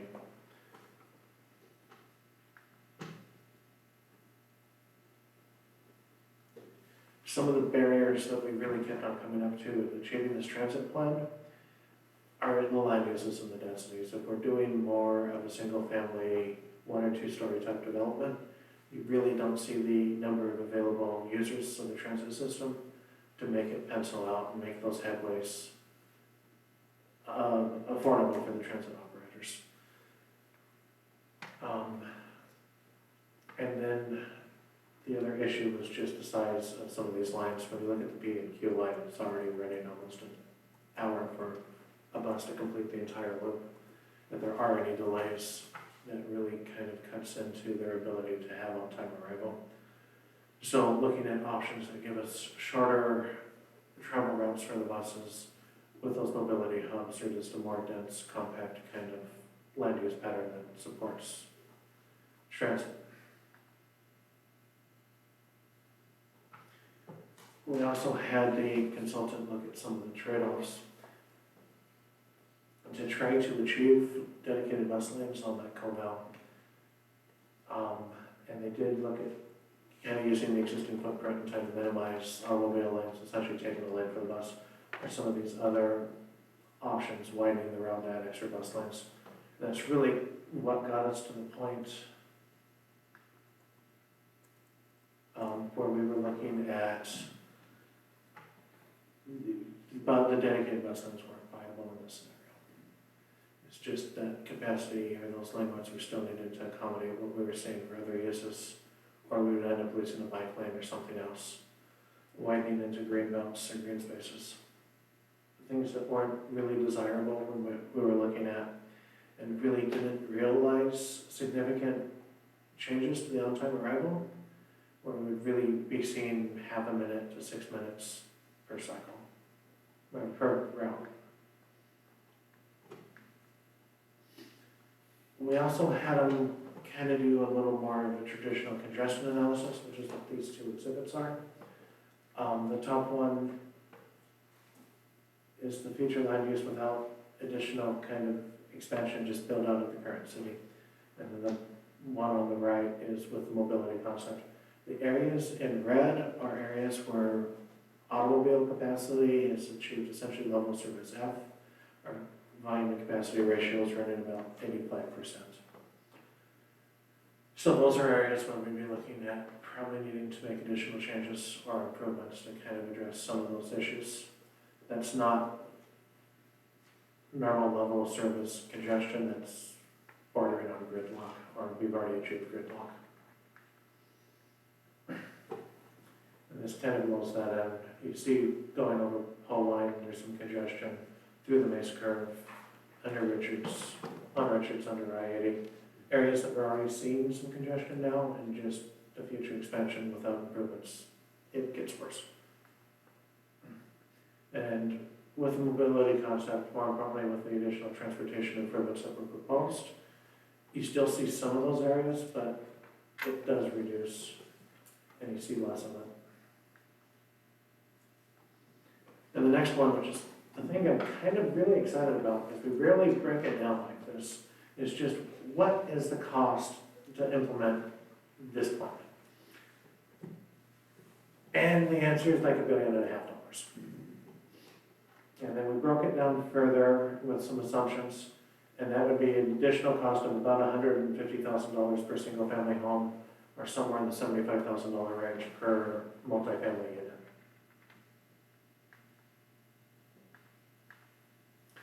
And our discussion's a little bit different because we're a little more focused on transit, but I'm really looking for input from the council on these transit improvements, and is there a desire to have something explored further, either as part of the general plan update or in the active transportation plan, since they're kind of going to touch on a lot of the same things. more or less at the same time. One thing I'd like to add, if I may. We've had some interesting conversations with the university over the course of the last couple of months. And I think in the past, and quite obviously so, Davis did a lot of its transportation planning around getting people to and from the university. And while that's a very important aspect, the university has made it pretty clear that they don't think they're going to be growing very much in the near term, both in faculty and in students. And so I do think that as people move to Davis, they aren't all going to be dealing with the university. I think we're going to see more people going elsewhere. They might live here, but they don't necessarily work here. And so that's going to be an aspect of the community that Davis really hasn't had to deal with in the past. You know, it was always a pretty self-contained little enclave where a lot of people lived and worked in the same town, but we're already starting to see that we have some of the highest VMT numbers in the area because a big chunk of our population drives somewhere else every day. And I don't think that's going to stop. And unfortunately, it's not something we can fix with micromobility, is that what we're calling it these days? Maybe the train might be a way to help fix that, some of that, encouraging people to get on Amtrak. But I think some of these concepts are some things that we're going to have to start to really wrestle with, that beyond just our own little needs in our own town. But where are people going? And why are they going there? Is going to be an important aspect. Sherry, Ryan, thank you very much for the presentation. Jennifer, do we need to do a motion to continue the meeting? Or is it- No, because we were already in the middle of the Okay. items, so you're fine, thank you. Great, thank you. We'll do one for the long-range calendar. So are there any clarifying questions for Ryan or Sherry? Eric? I just, this slide that's up, can you just help me understand what this is? Clarify that a little bit. So, using the land use plan and the transportation concept that were developed for this area, we took the estimated cost of all those transportation improvements, all the roads, all the trails, signals, roundabouts. And then we, using some assumptions, assuming that residences would pay about 80% and apartments would pay about 20%, just broken out to figure out what the cost per unit would be. This isn't to say that we'd be expecting the homeowner or the builder to be paying all this. There's probably gonna have to be something to come in and do that, because otherwise we just add that to the cost of the house. But really trying to understand what the cost per unit, or the total cost of this kind of thing would be. One of the new things for a general plan is it has to be a constrained document. We gotta be able to demonstrate that the document isn't merely aspirational and we have a way of building these things and making these changes. So if I'm only expecting $1.5 billion over the next 40 years, or 30 years to come out of the general plan, I can't have $5 billion worth of road improvements. This cost also is just roads. It's not sewers, it's not water, it's not private utilities, it's just Not roads. even building the house. So I just want to make sure I'm understanding. What y'all did was, you said, well, in order to roughly accommodate what we think our arena numbers might be, we're gonna imagine a world where we build all that housing in this one area up here, and then from that, we could kind of say, okay, then we're gonna need to build about this many kinds of road, like this many of each kind of road, and then figure out how much that kind of road might cost, plus the mitigating the potential increased traffic impacts elsewhere in the city.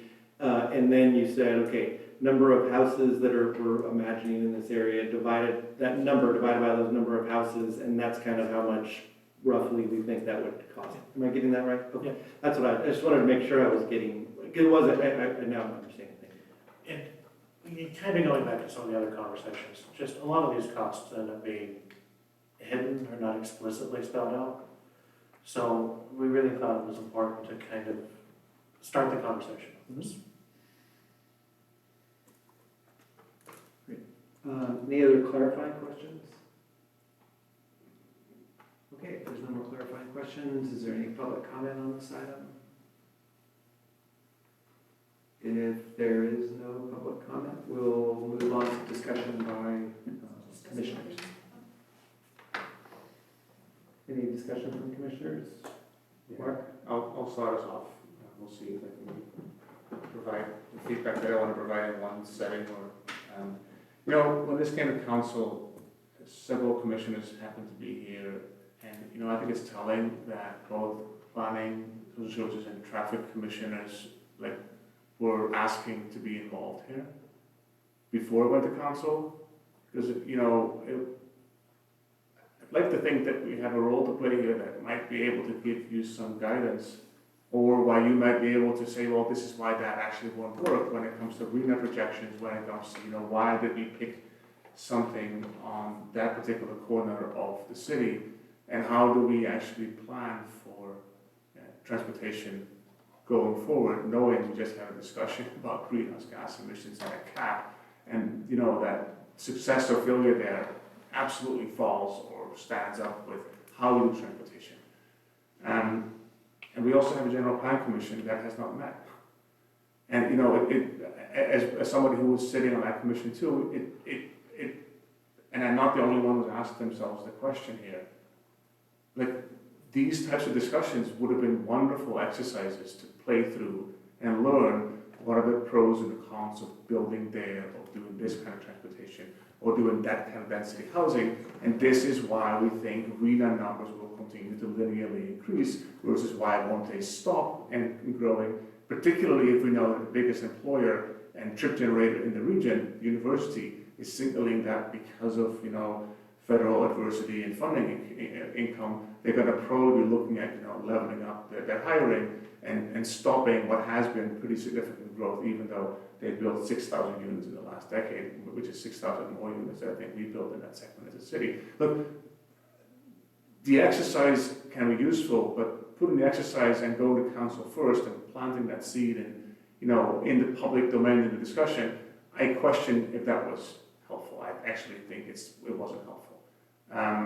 So that's prefacing that. You know, there are things about in the plan that actually I like.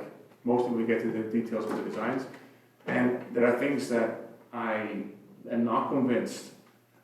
What I think we're doing here is putting first a number of units, like 3.5 miles from downtown, and then say most of them are going to be single-family houses, and then we're going to layer transportation on top of that, and not even considering our cap goals, which we just spent some time talking about, is going to, and then coming to the conclusion that, well, public transit doesn't pencil out in the imperfect funding model that we have to deal with in California on actually trying to fund public transit. Well, that should not be a surprise.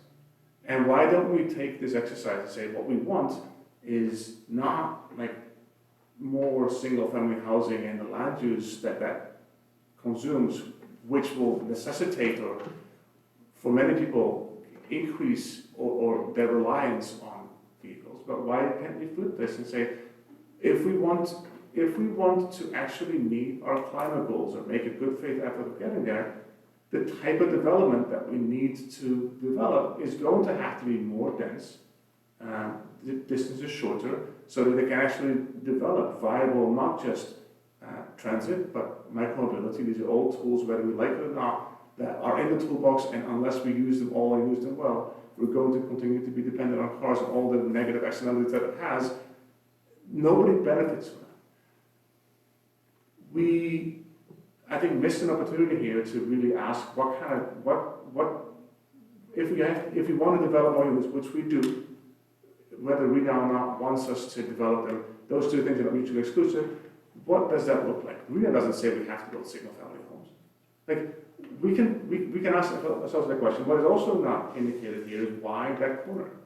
We have For example, talking about the university, a already available road grid on between Russell and the West Village that for a variety of reasons was never fully developed, but at some point was considered for faculty housing. Like, you can fit 7,000 units at that spot, but that location, I know that we don't own it. It's not in the city. I understand, but at the city council, we were happy to talk about, annexing part of a different county.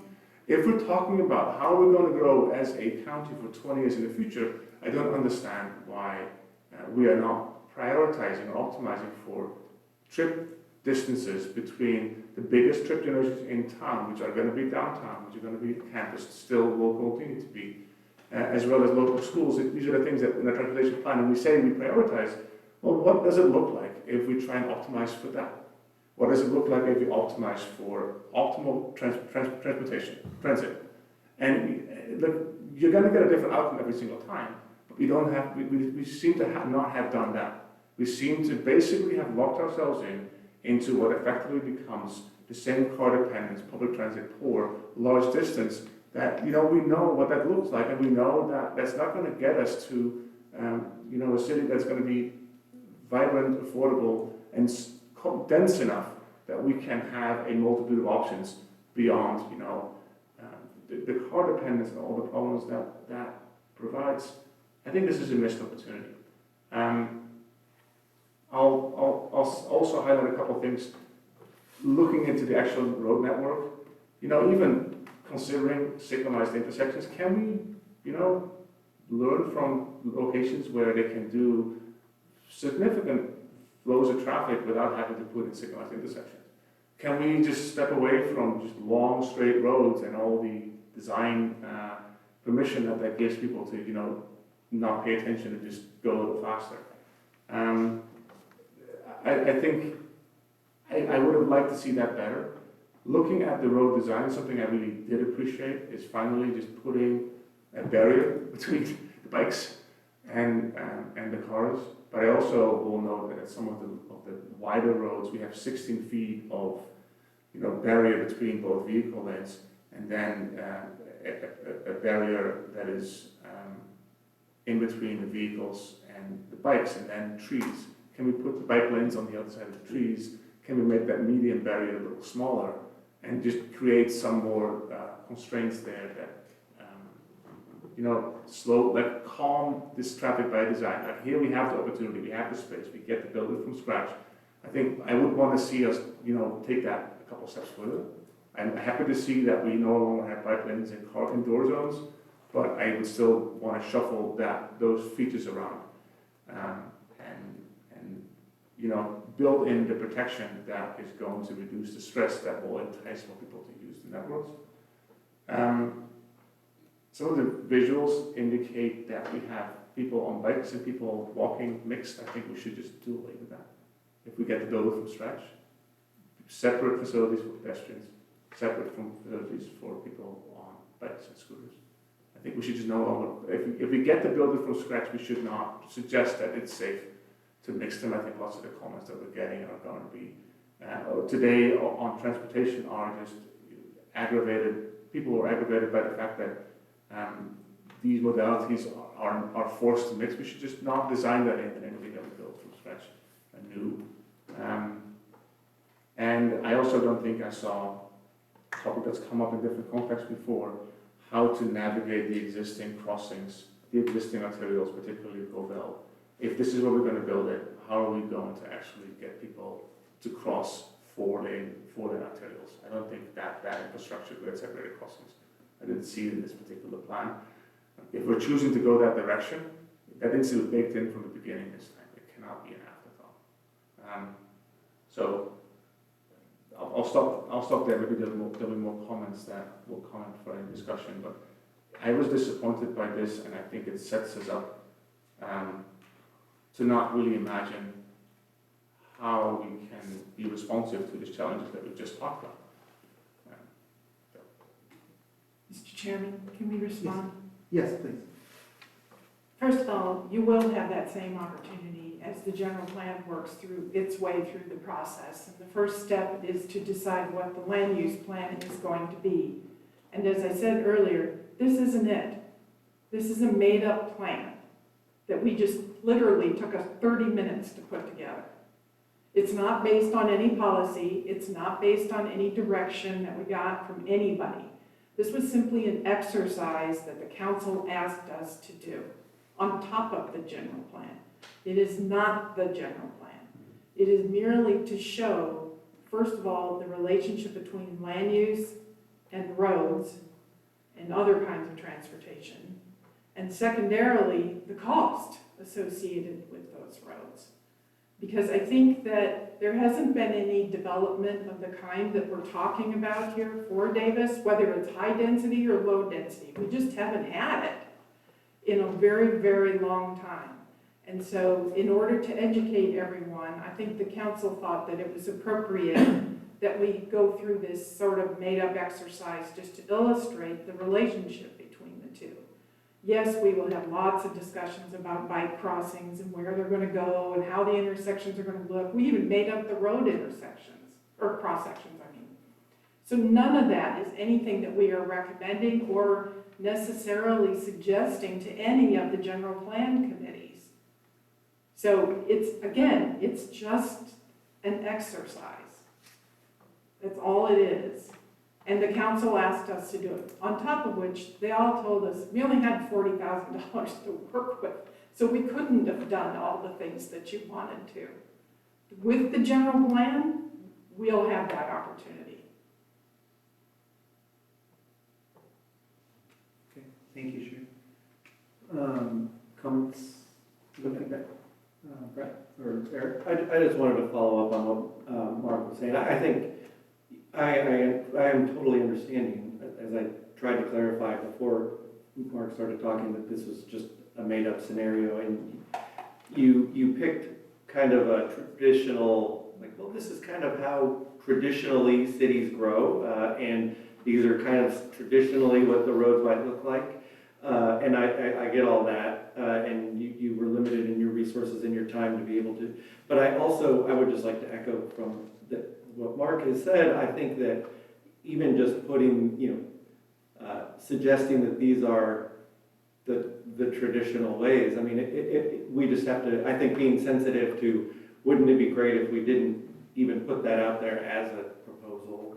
That would be great also. But I do get that you're limited in what you could put together, and this was all for illustrative, as it says on the very first slide, illustrative use only.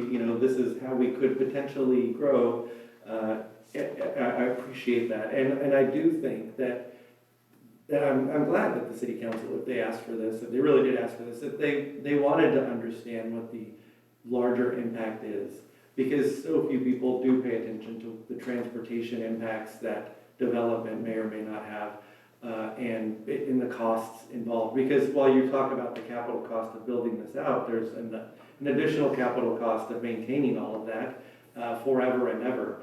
And those things really do need to be thought about. And I think the general public doesn't think about that enough. And so I do appreciate that you went through that exercise. Thank you. Raymond? Or Brett, sorry. Go ahead. No, go, please. I was just gonna say real briefly, I think the transit infrastructure slides go into quite a lot of detail for a very, hypothetical exercise. And I understand that it's highly speculative. Though as y'all know, though not always the case, but transit infrastructure is, typically kind of an infill initiative, kind of like a brownfield initiative where we're responding to transportation issues within existing corridors. So, it's kind of difficult to get to some of these, to see some of these analyses, and I don't know, some of it seemed to,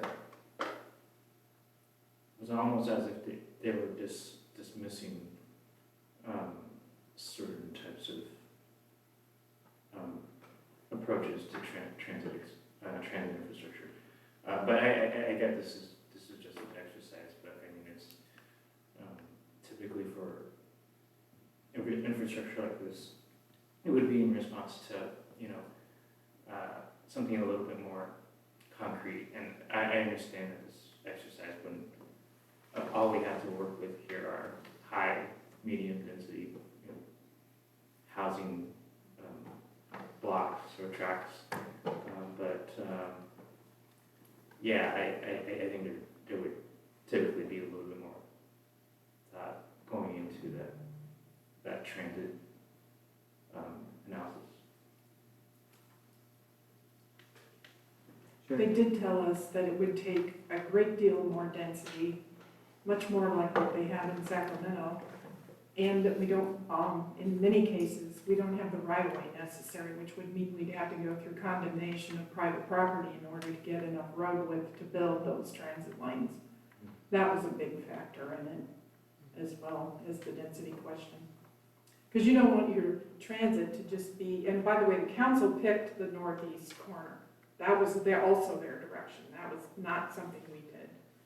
But anyway, you don't want your transit just limited to the northeast corner. You want people have to have somewhere to go. And that was where the existing road right-of-way widths were too narrow to really accommodate it without making the car traffic and the bike traffic, for that matter, just come to a grinding halt. In order to add the bus lines, that's really what it was. Condemnation, or you're removing an existing automobile or bike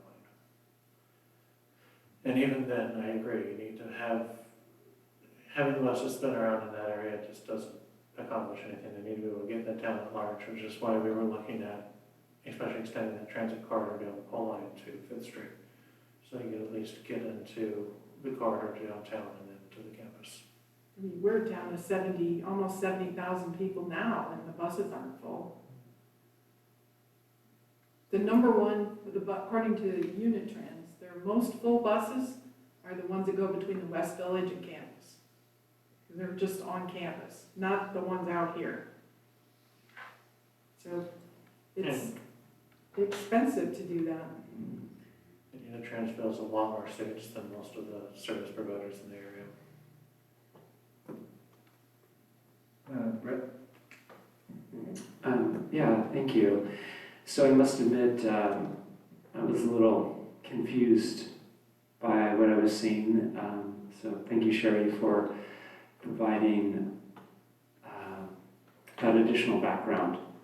And I think, having reflected upon what you said, and thank you, Ryan, and I'm sure Dara has had a role in this as well, I actually find this really, really useful, but also very, very frightening. And I think, as I said, I was sort of confused, like, well, what am I looking at? What's going on here?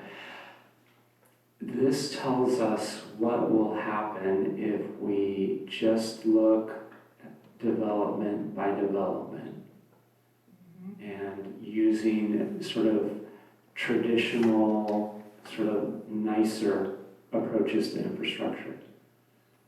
Like, oh, look, green stripes. Oh, bike lane. Oh, separated bike lane. Hooray. Right now, we could probably do a survey of students who get driven to school in South Davis to high school or junior high or these various locations. And it's not where we could be and not probably where we need to be based upon the last presentation. And I'm struck in that I am a little bit like a broken record, and I apologize for that, but this trip had a very meaningful impact on me. Jennifer Gianfrano and I were in Utrecht, Holland, and somebody came and presented. They were working on a new design for a community that would be well integrated into the existing city, and they had these approaches to the cycling infrastructure, about the design of the housing, and I can't remember many of the specifics because it was too long ago, but it was sort of eye-opening. And this has value to me because Okay, so I find the Willow Grove presentation and proposal to be pretty nice. Well organized, fairly thoughtful, but when we extrapolate out to this full area, not to make life more difficult for them, but I think we need to question some of the baseline assumptions. And I feel like these approaches, if we did this for that northeast quadrant, I know this is just an example of a location, but as we extrapolate, we look at the cost involved for all this infrastructure per unit, and it's giant. But also, as you look at the lower density units, residential, there's no way that those kids are going to ride their bikes to their junior high or the high school. It just is asking for this emphasis on car commuting. And so I think there's a better way, and I don't know what that better way is, but I feel like for our general plan, it should really be that forward-looking idea because, no offense to some of the communities in the reason Measure JR appeared is there was this fear that we would just sort of haphazardly add giant blocks of houses and we would lose the sense of community that we came to expect. And Measure JR definitely has some problems, absolutely. But it addresses this underlying fear. And when I look at this, and I know it's just an example, but as the group works on the general plan, this should be a wake-up call that just having some extra bus lines, some green paint, and separated bikeways isn't going to cut it. And when we look at the size of this is a community changing. Our community will be vastly different if this is the way we grow, whether it's in the northeast quadrant or northwest quadrant or some other area. And so I think we need to take advantage of this example as to this is the direction we're headed. We can probably do much better. And so I think we can learn from best practices from other places that have kind of moved the needle on some of these things that we kind of endlessly talk about. So yeah, I appreciate the exercise. I think it's really valuable and it really does help because I think when we just sort of look development by development, the ultimate destination that we end up is hidden, but this is the trajectory. And so thank you. This is really helpful because I look at this and just, it's frightening, literally frightening because there's no way that those folks in that distance from campus are going to, that they're going to want to drive.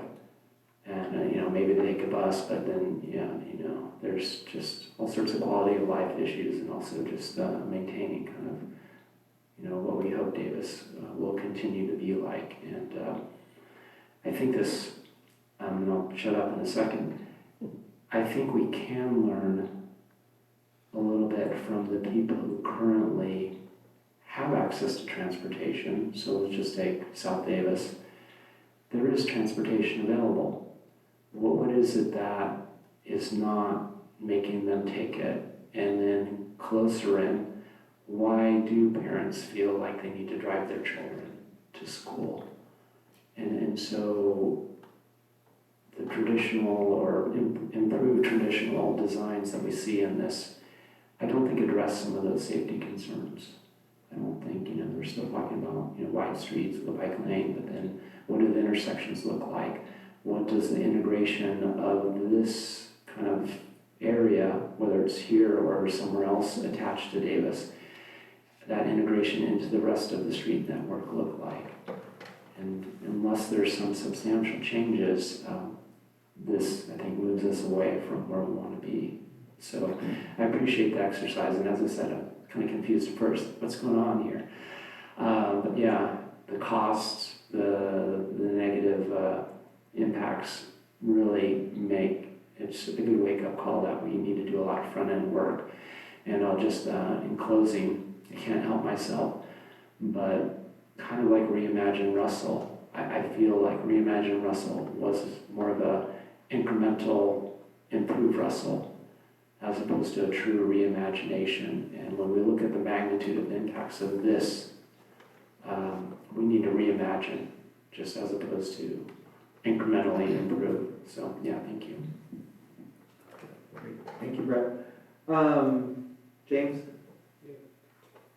Yeah, I'd like to echo what Brett was saying, and also perhaps think a bit more in detail about the implications of this, example and demonstration that the council had asked you for.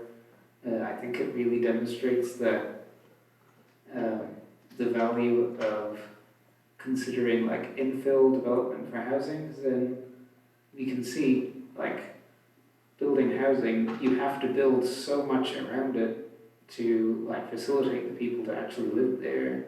And the costs that are showing on this slide are just to do, you said, with the transportation, not to do with plumbing, power lines, other things. And so if you imagine building multi-family units in some existing plot, in the city, to cover some of these houses, you'd already eliminate the costs of building so many roads and additional bike paths. And I would hope that that's something that the council could take away from this demonstration or illustration. And then also looking at the effects of the development on these points that are these parts of the road network that are already congested and could end up coming to total deadlock. That's that's going to be a problem, I think, no matter where you put the people, because there's still going to be a huge increase in the amount of travel demand when you increase the population through building more housing. I guess what we could consider is if we can get people to be in a certain place where it'll make it easier to build up the transit system by increasing the ridership. So you said, as you said, I think, Ryan, having low density development wouldn't support much expansion of the transit system, but perhaps if it was more dense and you could get more ridership, which would then mean more funding for transit, some of that increased demand from the additional housing units could be carried by something like a train or bus to go on commutes to Sacramento and other cities. Also, it made me think about how on top of this money to build this new infrastructure, then there's going to be the continued investment in maintaining that infrastructure. And so that this is not only just a high one-time cost, but it also spreads more thin the money that we would have to maintain roads and bike paths and things in the city that we already have. And I would hope that that's also apparent to the council looking at this illustration. Perhaps it's better to consider ways in which to make use of the existing transportation network and build around that in terms of new housing, and then think about how money can be spent to improve what's already there as a foundation to make it suitable for the increase in usage. Thank you. Sherry, Can I respond to that? absolutely, please. We get a lot of folks who would like us to do more internal reuse in the city, and we certainly are planning for that. We're studying it right now and looking at underutilized properties or maybe they're not as dense as they could be. There's even been discussion about getting rid of single-family zoning and allowing for much more denser use of single-family lots, not huge projects, but maybe like a 4-unit project on a single-family lot, that kind of thing, in the midst of all the single-family neighborhoods. So we are looking at all of those things. The issue that we have to deal with, they never make it easy for us in Sacramento. When we do arena planning, we have to tell the state, we have to tell Housing and Community Development where we're planning for all those new units. And they do not allow us to count a rebuild site unless we can demonstrate with 100% certainty that that is exactly what is going to happen within the cycle that we're in. So if someone isn't ready to tear down their existing building and rebuild something new, we can't count that. So even if we rezone the entire city to allow for another 10,000 units, unless we could guarantee that it was going to happen, they wouldn't let us count it. And therefore, they would not certify our housing element, and therefore, we are subject to builder's remedy, which means people can build basically whatever they want.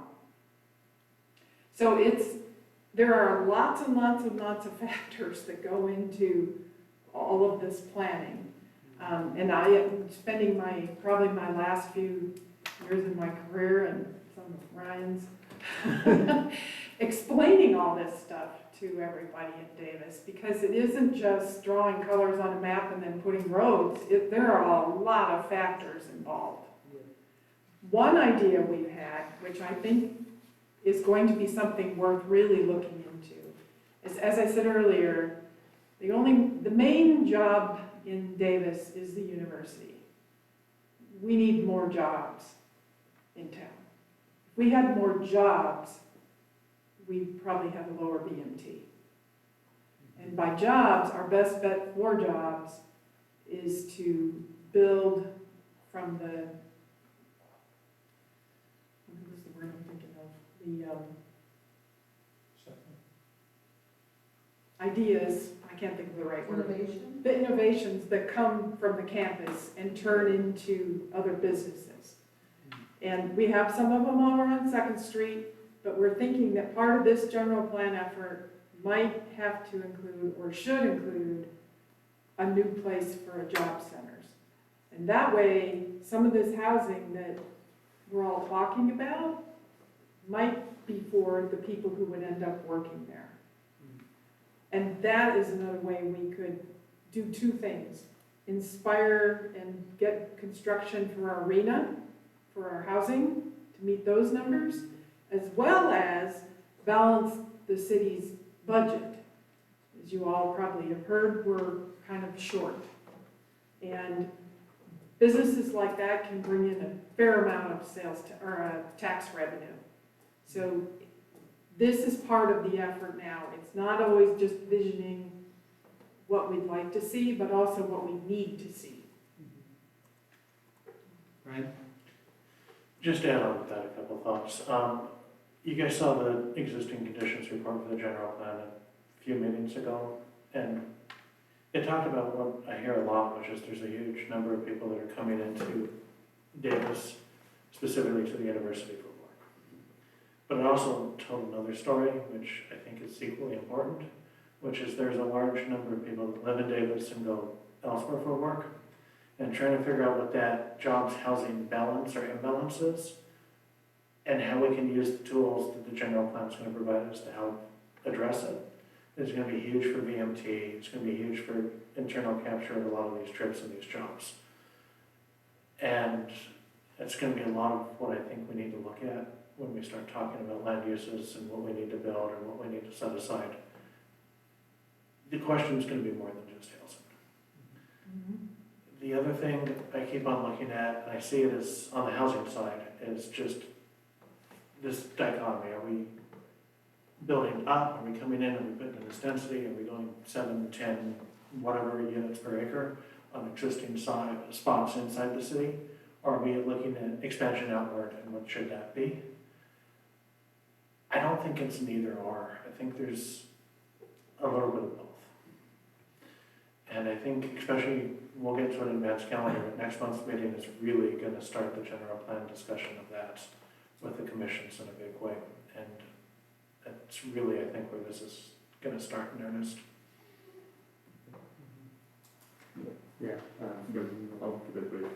Look, if I had $40,000 or half an hour to spend, I would imagine something better than this. Like, I would be creative and, try and not come up with the conclusion that if we're gonna build more of what we have, we're gonna find the same fiscal cliff the city is currently facing.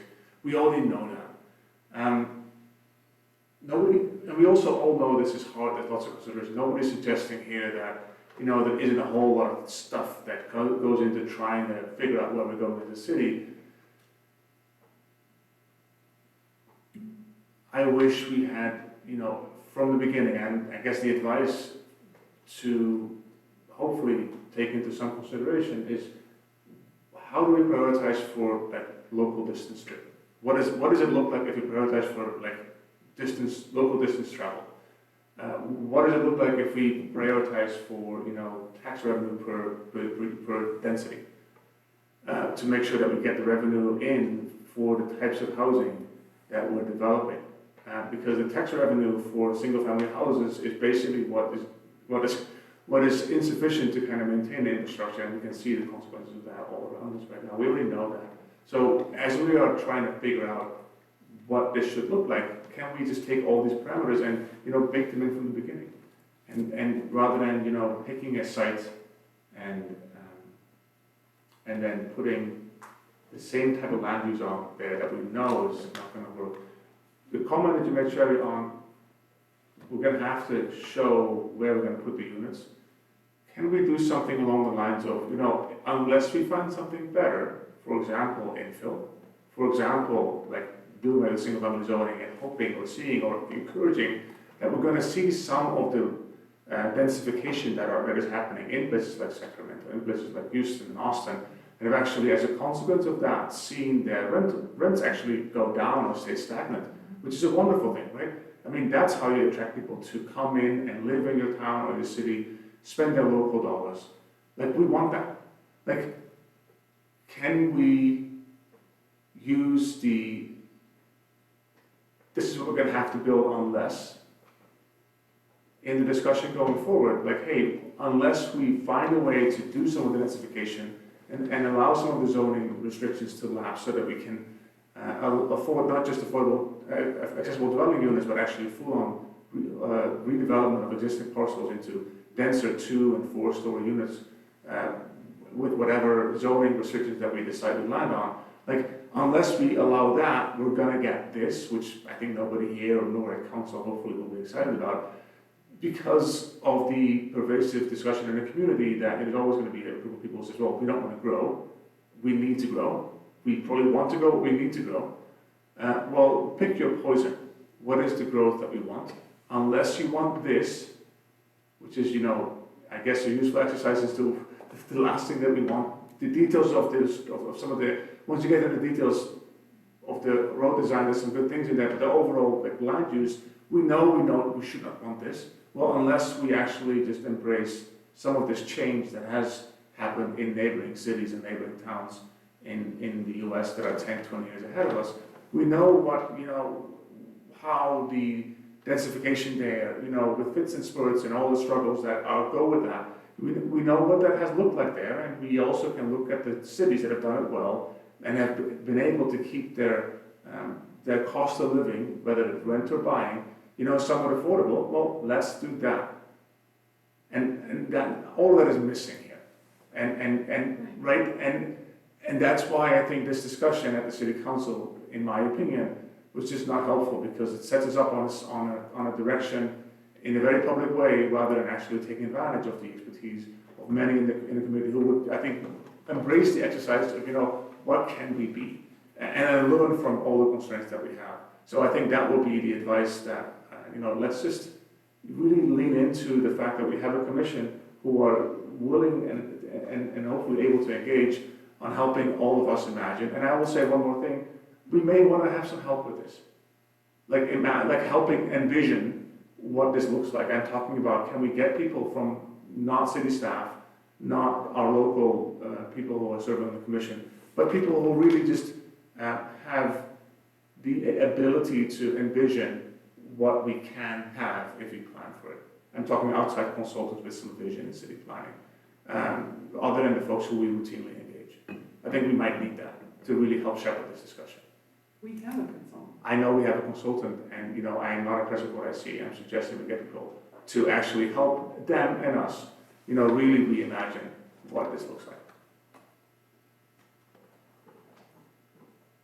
Okay. I'm Jerry? already- I don't have any more money. Unfortunately, I hear what you're saying, and I do think there's two sides to that coin. Yes, we can talk about what we would like to have built and how wonderful it would be to have a certain type of project. But if the market doesn't want to build it, it's not going to happen. And if There's we're not probably that people who can kind help of, with that as well. Hmm? There's probably people who we can ask to help with that as well. Look, if we're spending $40,000 on this exercise, that, I did because council asked me to. I know, so we can engage We're, external folks. we're going to do through the general plan what you're talking about. Okay, I think that would be really, really helpful to help us guide, make sure that we hit. We're talking about what we're going to do with the city for the next 20 years. Right. I think that's not unimportant. I think if that were to cost some finances, some money to make sure that we are positioning ourselves well for the discussion, I think it's worth it. We all agree this ain't it. So let's just, if we need to get people from the outside in, I think Brad had some good examples of how people do this well in different ways in many places. Let's get some of them to help us with that. Out of the box. I mean, that's what we're doing here. This is a 20-year opportunity. We should not shy away from asking City Council. I understand that we're in a fiscal situation, but planning for our future on a shoestring budget is going to make sure that we end up with something that is maybe marginally better than what we see here, and nobody benefits from that. Okay.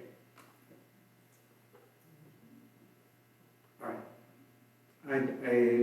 I'm hoping there's no more discussion at this point.